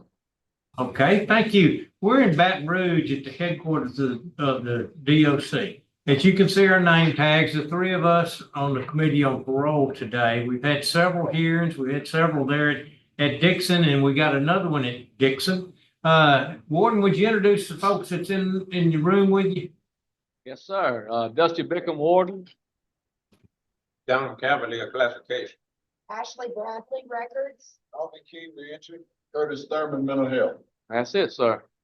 Well, you got a lot of folks, and we hadn't had them introduce themselves earlier, and I apologize for that, but. That's all right. Anyway, well, thank y'all all for hosting us and the work that you each do. Thank you, sir. Mr. Henry, what we're going to do today is in just a minute, we're going to get you to say what you did and why you're there and this sort of thing, and kind of tell us why you should have a chance at getting out early and just give us your best shot. And then we're going to ask the warden to explain what all you've been doing since you've been in the facility. Then we'll hear from Carrie Myers with the Parole Project. We'll hear from Georgia Henry. Then we'll hear from Marlena Shupo. If I'm saying that right, I hope I am. And then we will turn it over to Mr. Tillis, who will be the lead interviewer, and then we'll ask questions, we'll make our decision. It's a pretty simple process. So why don't you go ahead and get us started, since you're the star of the show today, and tell us what you did wrong and tell us what you've done to rehabilitate yourself and to, just try to sell us on why we should take a chance on letting you out on parole. Yes, sir. I'm incarcerated right now for armed robbery, a crime that I should have never committed. I wish I never committed it. And what I have done in the prison system right now is cooking for the compound each and every day. I've been doing that for 13 years, cooking for the warden, for the staff, everybody that's here.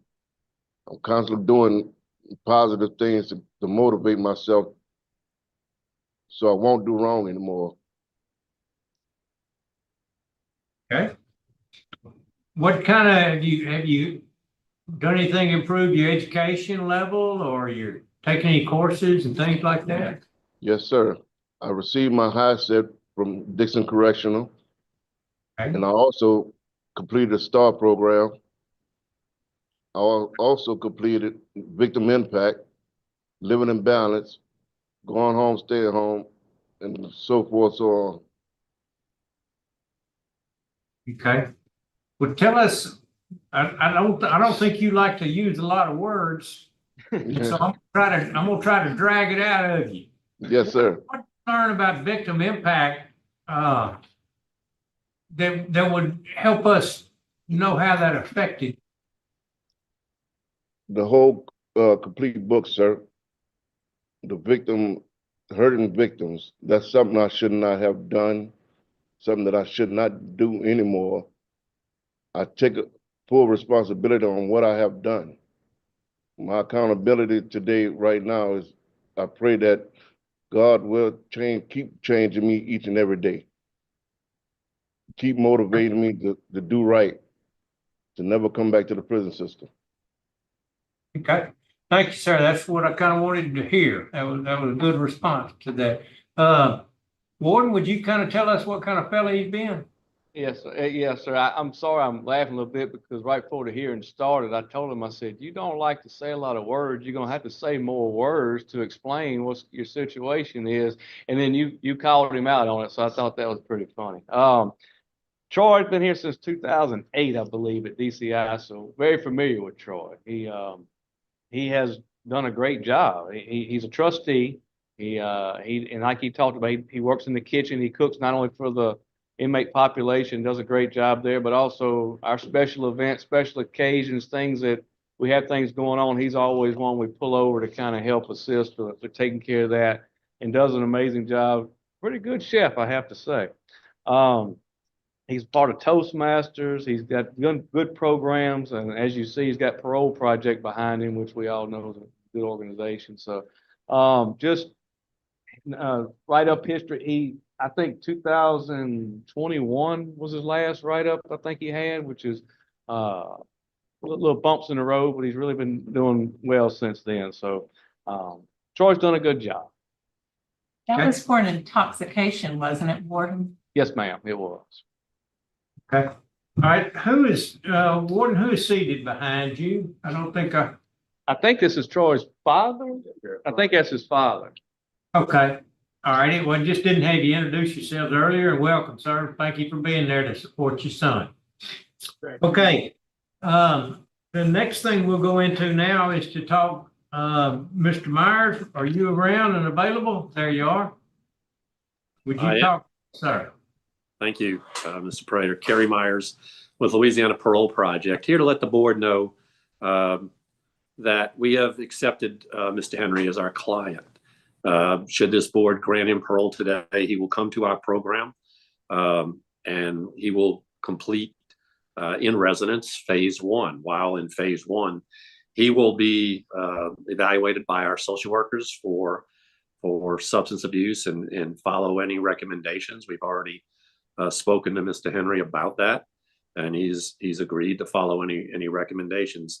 He will also participate in other aspects of our program, which include technology, financial management,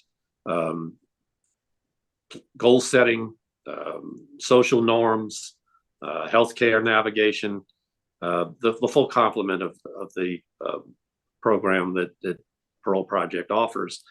You know, I'd like to just reiterate a little bit about what the warden said. He's been on the same job for 13 years, stability. I think that's important. He's been a trustee for more than 7 years. He's in the honor dorm. He has taken the STAR program. He's taken Living in Balance. And Ms. Ledoux, to address the concern that you had on the last write-up, since that write-up, he's taken relapse prevention in 2023, and in 2024, alcohol and other drug treatment for criminal addictions. He's taken those programs. He's addressed the issues, and you can see by not only the comments from the warden, but the work, he's turned the corner. The light has come on, and this is exactly the issues that he's addressed that led him to prison. So we believe in Mr. Henry. I'd like to also point out one other thing. Growing up, he was in special education and struggled through school. But the fact that he stayed with it, he had the determination to get his high set and complete it, is very impressive to us. So he is a determined person, and he's determined to continue with his addiction treatment to ensure that he has the support systems. We will make sure we provide assistance with that. And he's also determined that the past is the past, and it's not the life he wants to lead. So we would ask this board to consider those things and grant his parole today. I would also like to add one more thing. In 4.5 years, he's going to get released on good time. This board has the opportunity today to release Mr. Henry with conditions, to put any conditions on him that they might feel necessary to help his successful reentry. So again, we want to just ask the board to consider these things today and grant his parole. Okay. Thank you, Mr. Myers. Appreciate the work that you do. Okay, we'll move on now to talk to Miss Georgia Henry, who is the mother of Mr. Troy Henry. All right, ma'am. Okay, can you hear me? I think you're still on mute. Wait a minute. Wait. Can say something. Can you hear me? Yes, ma'am. We got you now. Go ahead. Okay, and tell good us morning. Good morning, and tell us about Troy. Troy is a changed person. He changed from a whiny person to a strong man. I could see every time he would call me the difference in him with his attitude. He took responsibility for what he did, and he's very sorry for it. I understand that he went through a crisis in his life, which is very, very hard on a person. But he would not follow the rules that I had set forth for him. But he changed his attitude toward the rules. He's willing to do anything and everything to stay out of prison. He wants to come home. He's tired being there, and he wants to live the rest of his life free and with God. He reads his Bible now more than ever, because I encourage him to do that. And he pray more, that God is willing to help him. Okay. I love him. I will support him. I will help him any way that is possible. But I will not tolerate the foolishness. Yes, I am sick and I do need his help. But I will not tolerate no foolishness from him, no more. Okay. He either walks a straight line or he can stay where he's at. I'm sorry to say that, but that's how I feel now. Okay. Well, that's pretty easy to understand. Thank you, ma'am. Appreciate your word. Thank you. And now we'll go to his attorney, Miss Marlena Shupo. Am I saying that right? Yes, correct. Thank you. This is Marlena Shupo with the law firm Simpson, Thatcher, and Bartlett, and we are serving as counsel to Mr. Henry. At age 27, while high on ecstasy and alcohol, Mr. Henry made a tremendous mistake that resulted in great physical and emotional harm to the victim. Mr. Henry has since been plagued with immense regret and remorse, and he has used his 22 years in prison to change his life for the better through service and introspection. Today, we urge the board to recognize what his supporters here have attested to, which is that during Mr. Henry's time in prison, he has taken accountability for his actions and become a reformed man. We truly believe that he has a strength of character, resources, and support to safely reintegrate into society. Mr. Henry wakes up every day at 4 a.m. to begin preparing meals for the 1,800 inmates he serves at the Dixon Correctional. On days where he caters special events, he wakes up as early as 1 a.m. Mr. Henry has dedicated the past 13 years in serving the Dixon community with love. Quoting Mr. Henry, "Every meal I prepare gives me relief, as I'm taking care of others by providing them nourishment. It brings me immense joy." During his last parole hearing in April 2023, the victim's recounting of the offense made a huge impression on Mr. Henry, who understood then that the victim had continued to suffer all of these years. Through a 13-week victim impact course Mr. Henry subsequently took, he gained more insight into the consequences of his actions and how those actions affected the victim. Though Mr. Henry's remorse cannot make up for the harm he caused the victim, his actions since then demonstrate that he is not the same person he was when he was 27 years old. As Mr. Henry's parents have observed, Mr. Henry is better able to control his emotions and make wise, thoughtful decisions about who he associates with and how he spends his time. Substance abuse treatment was also recommended by the board at Mr. Henry's last parole hearing. Mr. Henry is committed to maintaining a substance and alcohol-free life. Through classes, he has educated himself on the mental and physical effects that substances cause. He attends Narcotic Anonymous and Alcohol Anonymous meetings weekly, and since his last parole hearing, he has completed the STAR program where he took 3 drug and alcohol abuse prevention courses. Outside of prison, we strongly believe that Mr. Henry will be able to maintain his sobriety through the continued attendance of Narcotics Anonymous and Alcohol Anonymous meetings, support from the Louisiana Parole Project, and the learned knowledge that those substances are not conducive to happy, healthy life. Suffering from substance abuse is not an affliction that can be cured within the span of a few years, but is rather an ongoing battle that Mr. Henry actively commits to fighting every day. And he is more than willing to do any program that the board recommends. We believe that Mr. Henry has the necessary support to navigate the outside world. In addition to the Louisiana Parole Project programming, upon release, Mr. Henry will reside with his mother, Georgia, and his older brother, Antonio, who will watch out for him emotionally, financially, and spiritually. Mr. Henry is further supported by his father and cousin, who are also all very dedicated in caring and helping Mr. Henry in any way possible. Mr. Henry's support system only further motivates him to maintaining a law-abiding life, as he will not and cannot disappoint his family again. Mr. Henry is ready to re-enter into society. His record, parole application, and supporters affirm that here today stands a changed man that is unrecognizable to the man that first entered prison. Mr. Henry would like the chance to introduce this better version of himself to the outside world, and we ask that the board today grants Mr. Henry the opportunity to do so. Thank you. Okay, thank you, ma'am. We appreciate that very much. We thank you. Mr. Tillis, I believe that it's time for you to begin the questioning. Good morning, Mr. Henry. How are you? I'm all right, sir. What other skills do you have besides cooking? I can operate a forklift, Skytrack, Bobcat. I can dig foundation work, concrete work. Oh, that's good. The chair had asked you some questions earlier, and he that answered some of my questions. Morton, so you say he's a good cook? Yes, sir. Yes, sir. He just don't talk much, huh? He does not, but he cooks well. All right. I have no more questions. Chair, would you ask any questions that you got? Mr. Henry, to be honest, your behavior within the jail was pretty bad until 2021. What happened in 2021? For some reason, you haven't had any write-ups since then.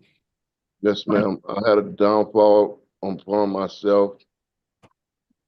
Just beating myself up constantly, smoking mojo, something that I should not have done. And by the grace of God, he lifted that seed out of me. That's why I keep reading my Bible and coming to him and asking him to keep delivering me, get that sinfulness out of me. So in 2021, you kind of had a turnaround in your thinking. Yes, ma'am. Well, I've noted that. I have to say, you have probably one of the best educational accomplishments that I've seen with the number of courses. You took Thinking for a Change.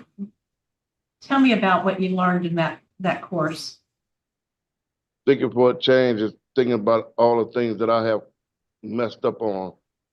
And it changed me for the better now. I made mistakes, constantly keep making mistakes, but Thinking for a Change helped me to improve better on my thinking, my cooking skills, everything that I do now.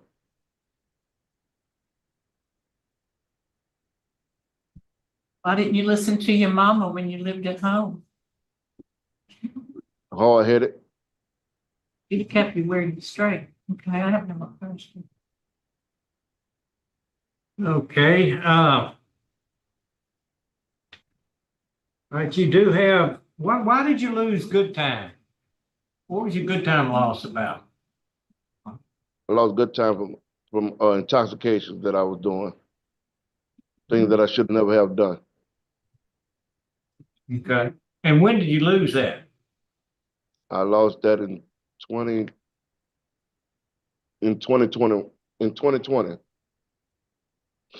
Okay, and what was it for?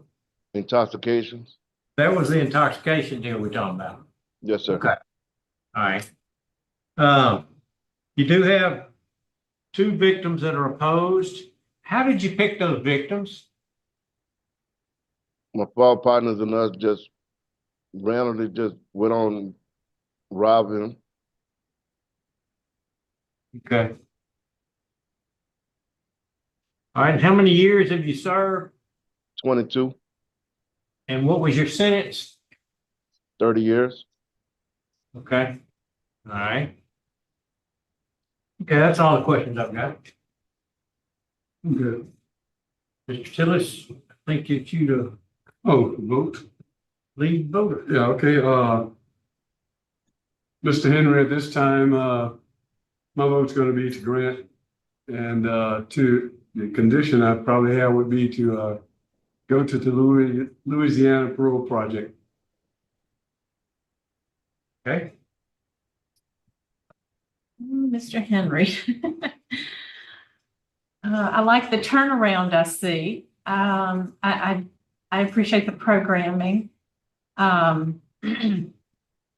think that if there was something that I was really going to be afraid of, that I would sense from the warden that there was some cause for pause. And, I think go into the Parole Project and guys, don't cut him loose early. I think he needs at least 9 months there.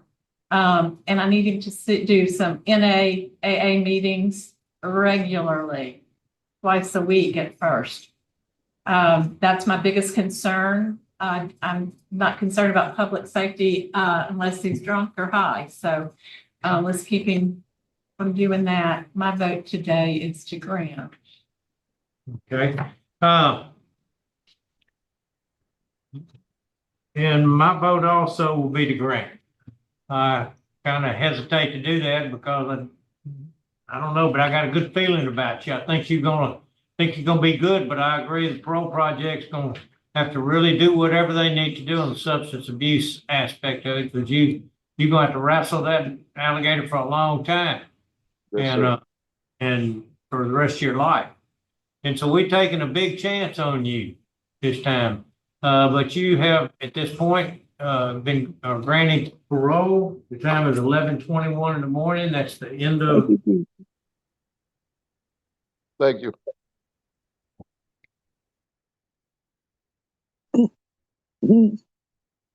He's granted it.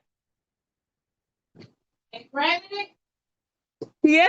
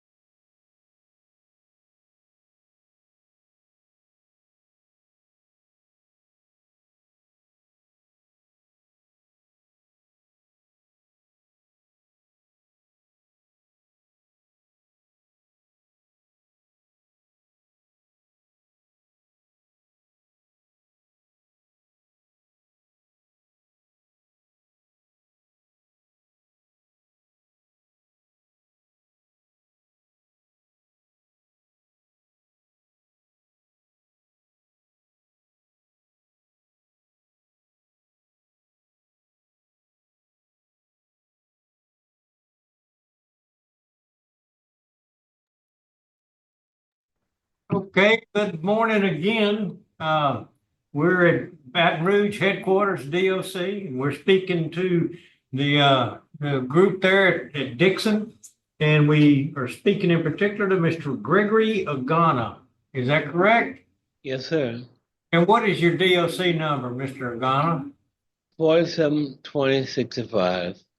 Okay, and we appreciate Dixon hosting us here. What we're going to do, Mr. Egana, is we're going to hear what you've got to say about the crime and how you've been rehabilitated and why you're asking us to let you out early. And then we're going to hear from the warden about what kind of fellow you've been while you've been in there.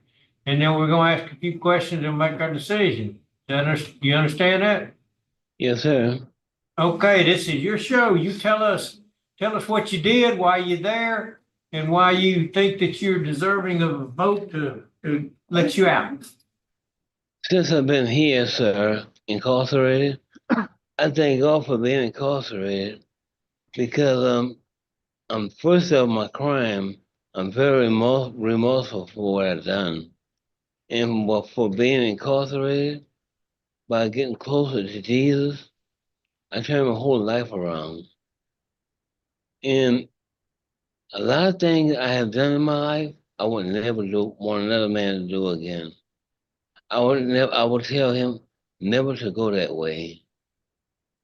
Try not to do it. Okay. From experience, please don't. Yeah. But good wisdom. Okay. Warden, what kind of fella has he been? He hadn't had a write-up since 2013, so he mainly stays out of trouble since then. That's really about it. He has a few classes he's taken, but he stays out of trouble. Okay. Thank you for that. Ms. Ledoux, you want to lead the Yes, Warden, what I wanted to ask, what is his duty status and job there in the facility? It was, I don't have that in front of me. True limited duty. Yeah, his job duty is what they call limited duty. So he really doesn't have a job. It's just kind of and his duty status is, I don't have it in front of me. Gonna be more of a, he's in a wheelchair, so CLN. CLN, but that's your job, CLN. I don't know a specific diagnosis in front of me. Yeah, because I see that he couldn't work because of his duty status. So will you tell me, Mr. Egana, why are you in a wheelchair? Because of the aneurysm I had, way back in 1980 was before I was incarcerated, and my left side strength came back before my right side, and I walk with a limp. Okay, so this was prior to your offense. Ma'am? This was prior to your crime. Oh, yes, ma'am. Okay, so you came into prison in a wheelchair. No, ma'am. I received the wheelchair in jail. It got worse. Okay. What's your relationship with the victim? We don't even talk. Were you related to that victim? I was a stepfather. Okay.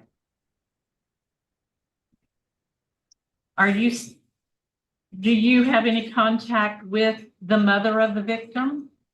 No, ma'am. Not at all. They're both very opposed. Okay. I appreciate that you've taken sex offender classes. Was your case pled down at all? No, ma'am. So that was your initial charge? So it was aggravated rape that was pled down to forcible. Yes, ma'am. Okay. All right. I don't have any other questions. Where will you live if you were released? With my sister, Patricia Egana. Where at? Patricia Egana on NS Street What town? in 7th Ward. That's New Orleans. Yes. Okay. I have no more questions. Okay, all right. Mr. Johnny, you're going to be released in May of 27. Is that correct? That's your Yes, sir. full-time day? Okay, Yes. and you did take a plea deal. Just to remind you, you were charged with aggravated rape. You took a plea deal because, and the victim was less than 12 years old, and they took a plea deal to forcible rape. And you received a 25-year sentence, correct? Yes. Okay. All right, that's how many questions I've got. Are we prepared to vote? Yes. Okay, I do. Mr. Agana, I appreciate what you've done while incarcerated. However, today my vote is to deny parole based on the opposition from all parties involved and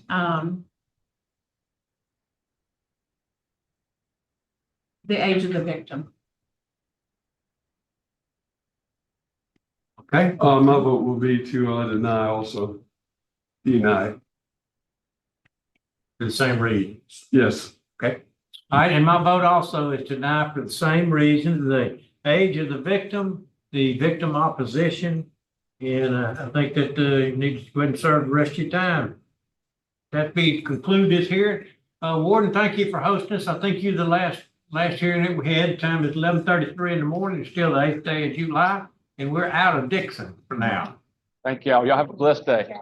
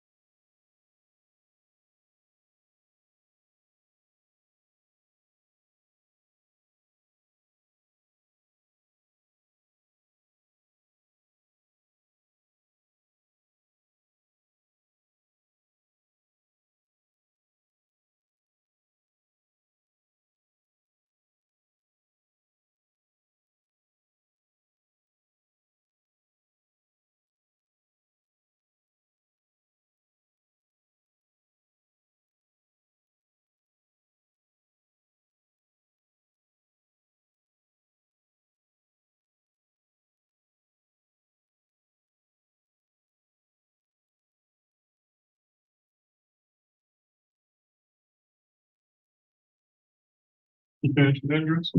Yeah.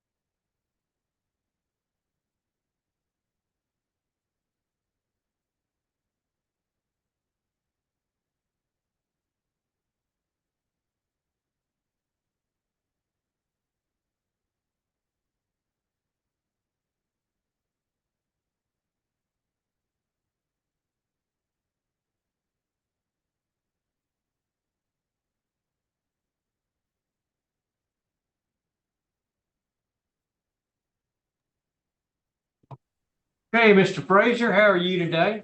All right, how you doing? I'm doing good. What is your DOC number? 712751. Okay, and do you have a waiver in front of you that talks about your revocation hearing? And Yeah, it says parole revocation questionnaire. yes, sir. Did you sign that? Yeah, I signed it. And you understood what was on that? Huh? Yes, sir. Okay, good, good. And you don't have an attorney representing you? No, sir. I got an attorney, but I don't think he's here. I'm gonna just represent myself. I had talked to one before I went to court. Okay, but you represent yourself and you don't have an appointed counsel. No. Okay. All right, that sounds good. And you are at Nelson Cameron Correctional Center, right? Nelson Coleman Correctional Center. Yes, sir. Who is in this room? Staff, would you introduce yourself, please, whoever's present? It's Deputy Boudreaux, sir, in St. Charles. Okay, Deputy, we appreciate you hosting us, sir. Thank you. You're welcome. Thank you. Okay, Mr. Frasier, I'm going to turn this over to Ms. Ledoux to go over what you're charged with violating and the rules, and she's going to ask you some questions. And then we're going to go back and we'll ask questions too, and then we'll decide if you're to be revoked or if we'll continue on your supervision at this particular time. Ms. Ledoux? Mr. Frasier, it's been alleged that you engaged in criminal activity, which is evident by your arrest December 20th, 2024 by St. Charles Parish Sheriff's Office. You were charged with battery of emergency room personnel, assault of an emergency room personnel, 2 counts. On 5/21/2025, so May, you pled guilty to battery of emergency room personnel and simple assault on emergency room personnel, and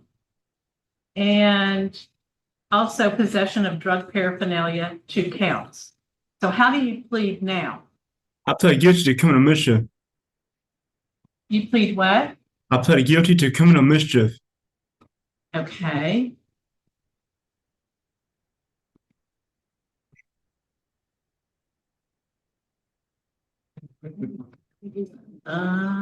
Let us do some checking here for just a second. All right.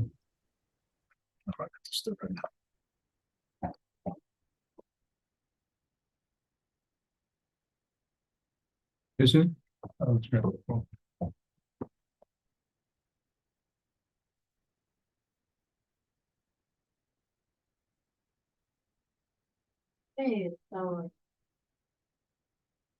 That's got criminal mischief on it?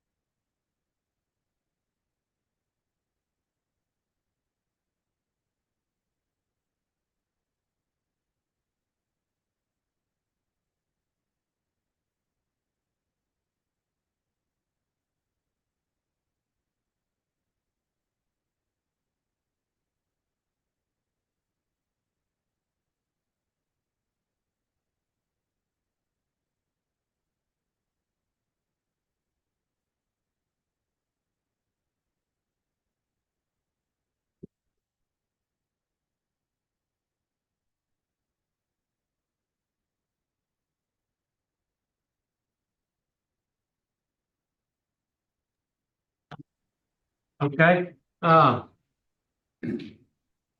right, Mr. Frasier, you do have an attorney, and the attorney is present now, I think on Zoom. And so we're going to continue talking to you, and then we'll talk to the attorney. I'd like to go ahead and hear from the attorney. You pled not guilty to the rule that I read out. You said that you pled not guilty. Is that correct? Yeah, I pled not. I was in jail like 5 months, and before I pled guilty to criminal mischief, they dropped down to criminal mischief. Okay, I don't see that in the sentencing minutes, so I'm going to allow your attorney to shed some light on that, if he will introduce himself also for the record. Okay. Good morning. My name is Miles Swanson on behalf of Christopher Frasier. Okay. All right. Do you, Ms. Ledoux has some questions. So, sir, we're trying to ascertain from the sentencing minutes that I'm reading that were provided to us, it says that that Mr. Frasier pled guilty to let's see, battery on emergency room personnel. My understanding, and I didn't represent him in the actual sentencing for that. My understanding is he pled guilty to criminal mischief.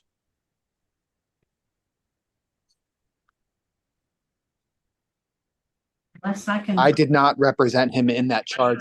I've been only appointed for the parole hearing, but in talking with his attorney, Don Paul Landry, it was my understanding he pled guilty to criminal mischief.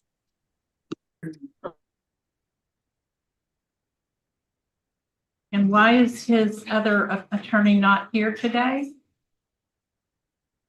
I don't have. I was appointed to represent him just for the parole purposes. As to why his attorney that represented him on that charge, I think he was a public defender that was just appointed for the limited purposes of that charge. Okay. I would ask that the panel consider going into recess so that we can investigate what the action. But you actually pled guilty to criminal mischief, is that correct? Yes, ma'am. I pled guilty to criminal mischief. I had 5 months in jail. Okay. And you got,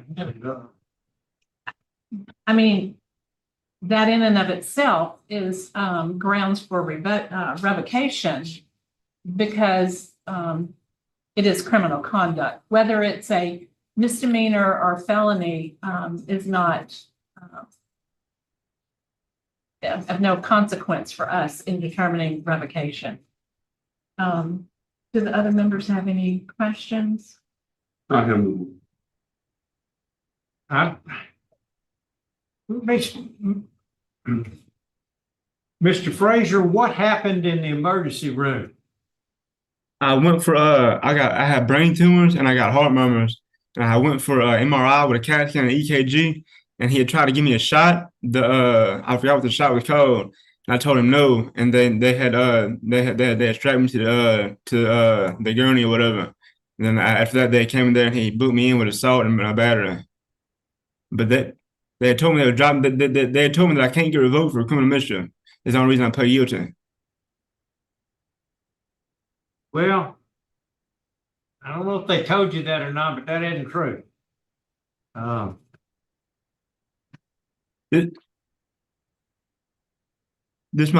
had a paraphernalia charge that I went to rehab for. This is my the second misdemeanor that I've got. If I can, I will say that my appreciation and considering I've known Mr. Frasier for a while and been involved in his representation, he does have some mental health issues, and I would suggest to the parole board that a lot of his conduct is tied into his mental health issues, which is why I was appointed to represent him for this parole purposes. And I think, in being in that hospital, he was clearly having a mental health episode, which he clearly has a history of. Okay, so Mr. Frasier, where were you residing? Where were you living when you were on supervision? Staying in months right there by the Place at 101 Churchill Downs Drive. Okay, and did anyone else live there? My dad, he did live there, but he had passed away as soon as I came to jail this time. As soon as I went to the hospital, he had passed away. Okay. So you were actively doing drugs, according to your parole officer. There were dirty needles and spoons on the floor, evidence of drug involvement. So you were doing drugs while you were out. Is that correct? Out of paraphernalia, they found a spoon in my room, and my dad's diabetic. But they did find a spoon in my room, and I had to go to rehab for it. But other than that, the needles, my dad's diabetic. So he has needles. Okay. So had you been receiving mental health treatment while you were on supervision? I take a shot. I take an Invega shot once a month. I go to the mental health center and I take a shot once a month. And you were on the shot when you had this episode at the emergency department?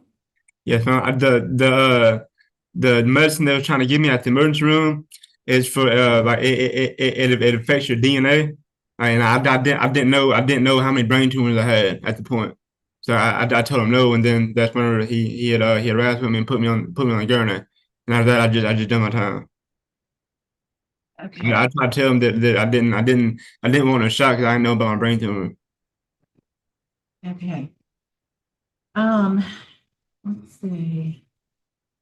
Your expiration date is 2026. So, I think my concern is, do you have a stable place to stay? Yes, ma'am. Yes, ma'am. I have a 5-state place to live. You have a stable place, and do you receive government benefits? I'm a tattoo artist. I do tattoos. So you are I able used to to buy my cigarettes. support yourself. Yes, ma'am. I'd like to go into executive session. Okay, we have a motion for an executive session. I second. Got a motion and a second. All in favor, say aye. Aye. So we're. Brown? Yes. Yes. Yes. Okay, we'll be in executive session for just a few minutes to discuss this, and then we'll come back and ask any more questions or make our decision. All right, thank you. Yes, sir.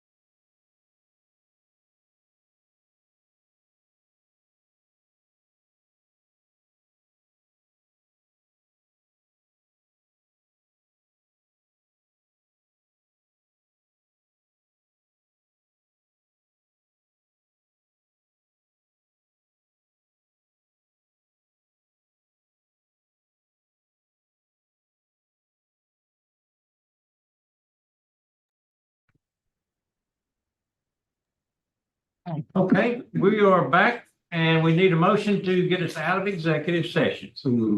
Got a motion and a second to get us out of executive session, go back into regular session. And I guess we need a vote on this. All in favor, say aye. Any opposed? Okay, good. There's not. So we're back out of executive session and we are back with you, Mr. Frazier. We have talked about this and I think it's time for a vote. Ms. Ledoux, would you tell us what your vote is? Unless I guess we ought to give the attorney, is there anything else you'd like to say, sir? No, sir. Okay. What about the attorney? I will just say that again, and the reason why I believe I was appointed just for the sole purposes of this parole revocation was because of Mr. Frazier's mental health and history of mental health issues. And while, obviously Mr. Frazier has had a history of drug abuse, and I'm sure that plays into his mental health issues. I believe that the conduct for which he's before the board was clearly he was having a mental health episode. He might have been on medication, but as I'm aware of in my practice, is medication and these sorts of things wax and wane, and medication helps sometimes and it doesn't. It needs to be adjusted. So I would ask the board to take Mr. Frazier's mental health history and what I believe to him being having a mental health episode when this occurred, take that into consideration. Okay, thank you, sir. We will do that. Mr. Ledoux? And that's what I was reviewing, is to make sure I understood the sequence of the events. Mr. Frazier, apparently you did have some substance abuse problems that were addressed through counseling, but you continued to be to use illicit drugs. I believe that you were having that mental health was a significant part, but you were also under the influence of illegal drugs during the commission of that hospital scene. My vote today is not punitive, but I am voting to revoke your parole. But I'm stipulating that you need to go to Elaine Hunt for mental health evaluation and substance abuse evaluation during your time. Yeah, so my vote today is to revoke with those stipulations. And my vote also is to revoke. Okay. And I likewise am voting to revoke because you're in violation of I believe it's number 4, which is violating the law while on probation or parole. And so for that reason, your parole is today revoked, sir, and good luck. Time is now 12 noon.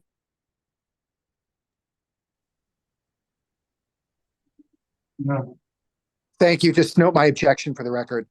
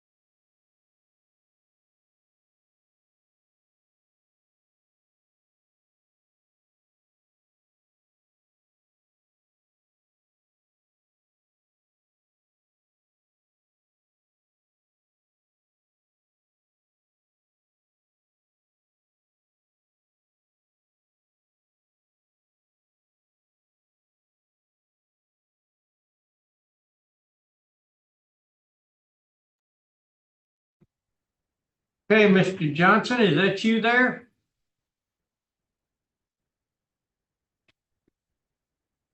Okay, Mr. Johnson. Yes, sir. How you doing? Okay, Mr. Terrell Johnson, what is your DLC number?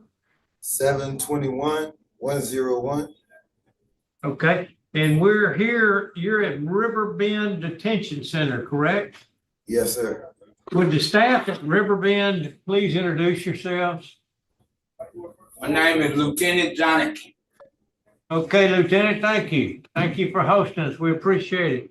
Terrell, this is a revocation hearing. It's my understanding that you were recently allowed out on parole and you weren't revoked at that time. You were allowed on parole and you were sent in lieu of revocation. You were sent to a work release center and then you were found to be sound asleep at that work release center. They couldn't find you for some time. So, and it's just been, you were there less than a month or a little over a month. So anyway, having said that, I don't think we need a big statement from you because we kind of got the reports and know what's going on. So I think it's time for a vote. Yes.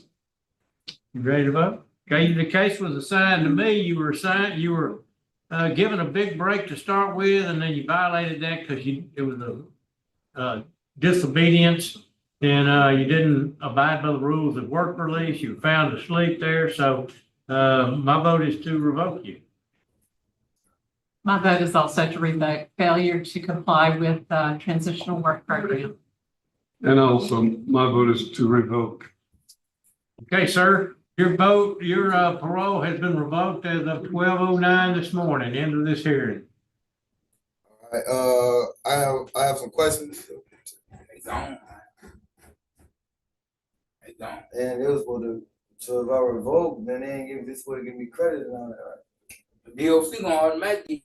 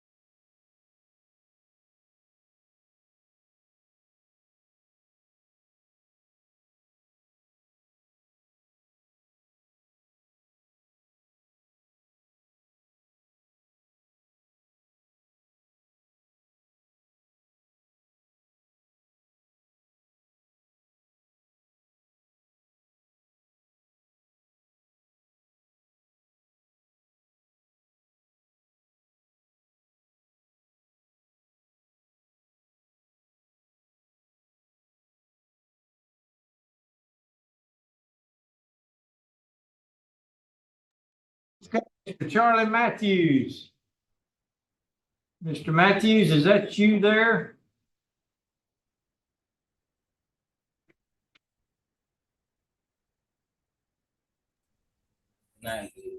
Yes, sir, this is me. Okay, Mr. Matthews, what is your DOC number? 707132.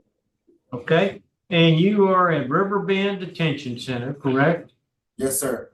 All right, and for the record, this is our second hearing there, and we've already had the staff introduce themselves.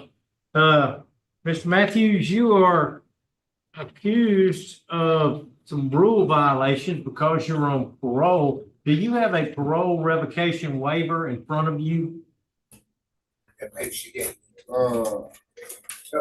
Yes, sir. And did you sign that? Yes, sir. Okay.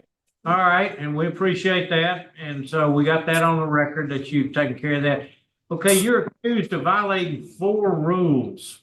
This is it's my hearing to hold your particular interview. And so I'll ask the questions, and then my friends here on the board will ask any questions that they have that I might have left out. But you're accused of violating rule number 4 because you were arrested on September the 24th, battery of a dating partner and aggravated assault of a dating partner. Is it true that you were arrested? Yes, sir. Okay. Are you guilty of committing the offense or not? I'm not guilty. Okay, not guilty, and we'll get a statement from you in a minute about that, okay? Yes, We'll sir. find out more about it. And the rule number 5 says you won't have a firearm. And so you were charged with aggravated assault, which means you had a firearm. Is that true that you were charged with that? With aggravated firearms?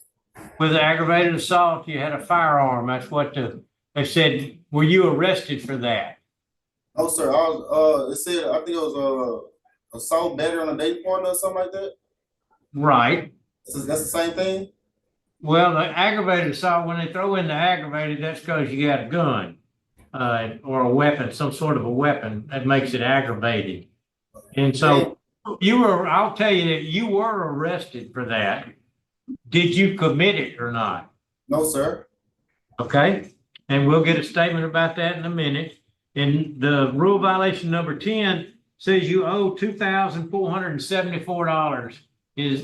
Are you guilty or innocent of that? Do you owe that much money for your fines and fines and whatever for probation and parole? Yes, sir. I owe that much. Okay, your fees, that's the word I'm looking for. My parole, yes, Okay. sir. All right, let's go to, according to what the police reports say, that a neighbor and I believe it was the sister, sister and the neighbors pushed you off of the victim, and they said that you cocked a gun and held it on the victim. Is that true? No, sir. That's not true. Would you tell me what happened? Me and my girlfriend, we was at her sister's house. She was getting ready to get her hair done. We got into the disagreement and the argument about something that happened. And that's all that happened. We just was in each other's face fussing. We just were yelling at each other. We never touched each other. She even came to court. She did an affidavit signing this saying that I never touched her. She even gave one to probation and parole stating that I never touched her. I never had no firearm or anything. I never was charged with that. I never had, when the police came to the scene, they searched my belongings, they searched my property, they searched the car. They never found no firearm on me or anything. I never had none of that. They never had even, I never even put my hands on her. Okay, what about the neighbor and the sister? What about their statements? She came to court stating that her sister them lied on me because me and her sister them never like got along. And her neighbor and her sister is like the neighbor and her sister's best friends. When they gave the statement, she came to court and gave the statement telling the people that her people them lied on me. They just wanted me to get incarcerated. Like me and her sister used to always get into it and stuff like that. And she even gave a statement stating that, an affidavit stating that her sister them lied on me and told her the story. she came to court and had a meeting with the DA office and told them the exact same thing. Okay, they just made up the story on you, huh? Yes, sir. Damn, that's bad. She came to court. I'm sorry. She came to court and gave a statement to the DA office and gave an affidavit stating that I never did none of this. And that's why they. What was the argument about that was so bad that she concocted this story and got all of her witnesses together? What was the argument about that was so bad? It wasn't a bad argument. It was an argument about we had an argument about a female that I used to deal with outside of my relationship. And we had gotten an argument about that. It was about another woman. Do you still see this woman? We still talk, yes, sir. Do you know where she lives? Yes, sir. You're referring to the girlfriend or this girl? You're talking about the victim of this. You know where the victim lives? Karen Lamar, yes, sir. We still talk. Do you see each other? No, I'm incarcerated, no, sir. Well, she doesn't come up here to visit you or anything? We don't have like contact visits here, but we have visits on the machines. Okay. But she admitted y'all had a fight, that y'all were kind of fighting, correct? She admitted to court that we had an argument, that I never touched her. Yes, sir. Okay. You've had several drug screens throughout your parole. You've had several hot drug screens of several different drugs, correct? I felt my last one I passed. My last two I passed. You got 2 in a row. Good. Good.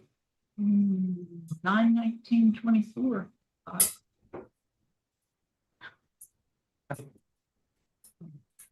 Okay, that's. Were you working? Or are you working at the time? I was working through a temp service, like a labor rated company. Okay. Get behind in your payments. My family told me if I was granted, if I was released, they were gonna help me catch up on my parole fees and try to knock it down. Great. Are you intending on staying with this woman that you got into an argument with? We've been talking about it, but we just say we're going to be friends. So you plan to stay away from her? Yes, sir. To be honest with you. How long have you been out on probation? I've been out on probation for 3 years. 3 years, and hadn't had any problems other than the drugs? No, haven't had any problems. Okay. So you do have a job? Yes, sir. All right. I'll be working through like a temp service, like a labor company. Like they'll pay you like a day just for days work and stuff like that every day or something like that. Or they'll switch your jobs and stuff like that. Yes, sir. Okay, Mr. Matthews, do you have the abuse problem? No, ma'am. I never had no type of abuse problem with anybody being aggressive. Taking drugs. Do you enjoy taking drugs? Do you take drugs pretty often? Smoke marijuana, ecstasy? Those are some of the things you tested positive for. I did used to take it. But how is that a routine part of your lifestyle? No, ma'am. It's just I was going through a lot. If you're released again, what are your intentions? To be honest with you, well, I plan on getting me another job. Like I got my TWIC card. I just renewed my TWIC card before I come to jail, and I'll plan on getting back in the plant. All right, and since you are a drug user, do you plan to take some drug classes or something to better yourself? Yes, sir. I know if you work in the plants, you're gonna have to take tests often. Yeah, you can't do none of that. That's why I said I'm trying to get myself back together. I had fell off and slipped off, to be honest with you. Okay, so being out on probation 3 years is not bad. it seemed like you were trying to do the right thing. I don't have any more questions. Okay, Ms. Ledoux? I'm still trying to figure out, the substance, the taking of drugs, illegal drugs. I'm still trying to, so you don't have a problem with illegal drugs? No, ma'am, like, it was like on some, I was going through like a rough rocket time through my life, you know what I'm saying? And I had just slipped up, just to be honest with you. I'm not gonna start kicking, I'm just be honest with you. But I'm trying to do better. I know if I'm granted, I'm not drugging. I'm not gonna take any type of substance. Okay, all right, if that's all, then, I think it's time to vote. Yes. Mr. Matthews, I've looked at this and my particular vote is that we revoke your parole. I think that you did say the neighbors called the police and they witnessed it, they called the police. And so they evidently saw something, and the victim is not here today to talk about it, but the victim did talk to one of our victim advocates and gave somewhat of a story. Didn't say you did anything particularly wrong as far as the fighting, said that y'all were fighting, and a neighbor called the police. She didn't want to describe the offense. And anyway, I think you did have a firearm there because that's what the witnesses said. And I know that you owe the money and you had the hot drug screens, and you're not admitting to having a substance abuse problem. So I think all of those reasons right there leads me to vote to revoke. Mr. Timmons? My vote is gonna be do not revoke. I think maybe I'm gonna take your word that you say you kind of fell off. I hope that you are still on the straight and narrow path, or you'll be back where you are. So my vote is to do not revoke. Okay. Mr. Matthews, part of the conditions of your parole is that you do not use illegal drugs or alcohol, the illegal use of drugs and alcohol. When you were, you tested positive the last time, you brushed it off like it wasn't important. While there may be laws in some states regarding marijuana and everything, you're coping with your problems, I believe, self-medicating, and that is against the rules of your conditions of parole. My vote is to revoke you based on violation. Okay, Ms. Matthews, as of this morning or this afternoon, 12:28 on July the 8th of 2025, your parole has been revoked. That'll be our last hearing for today. We're over and out.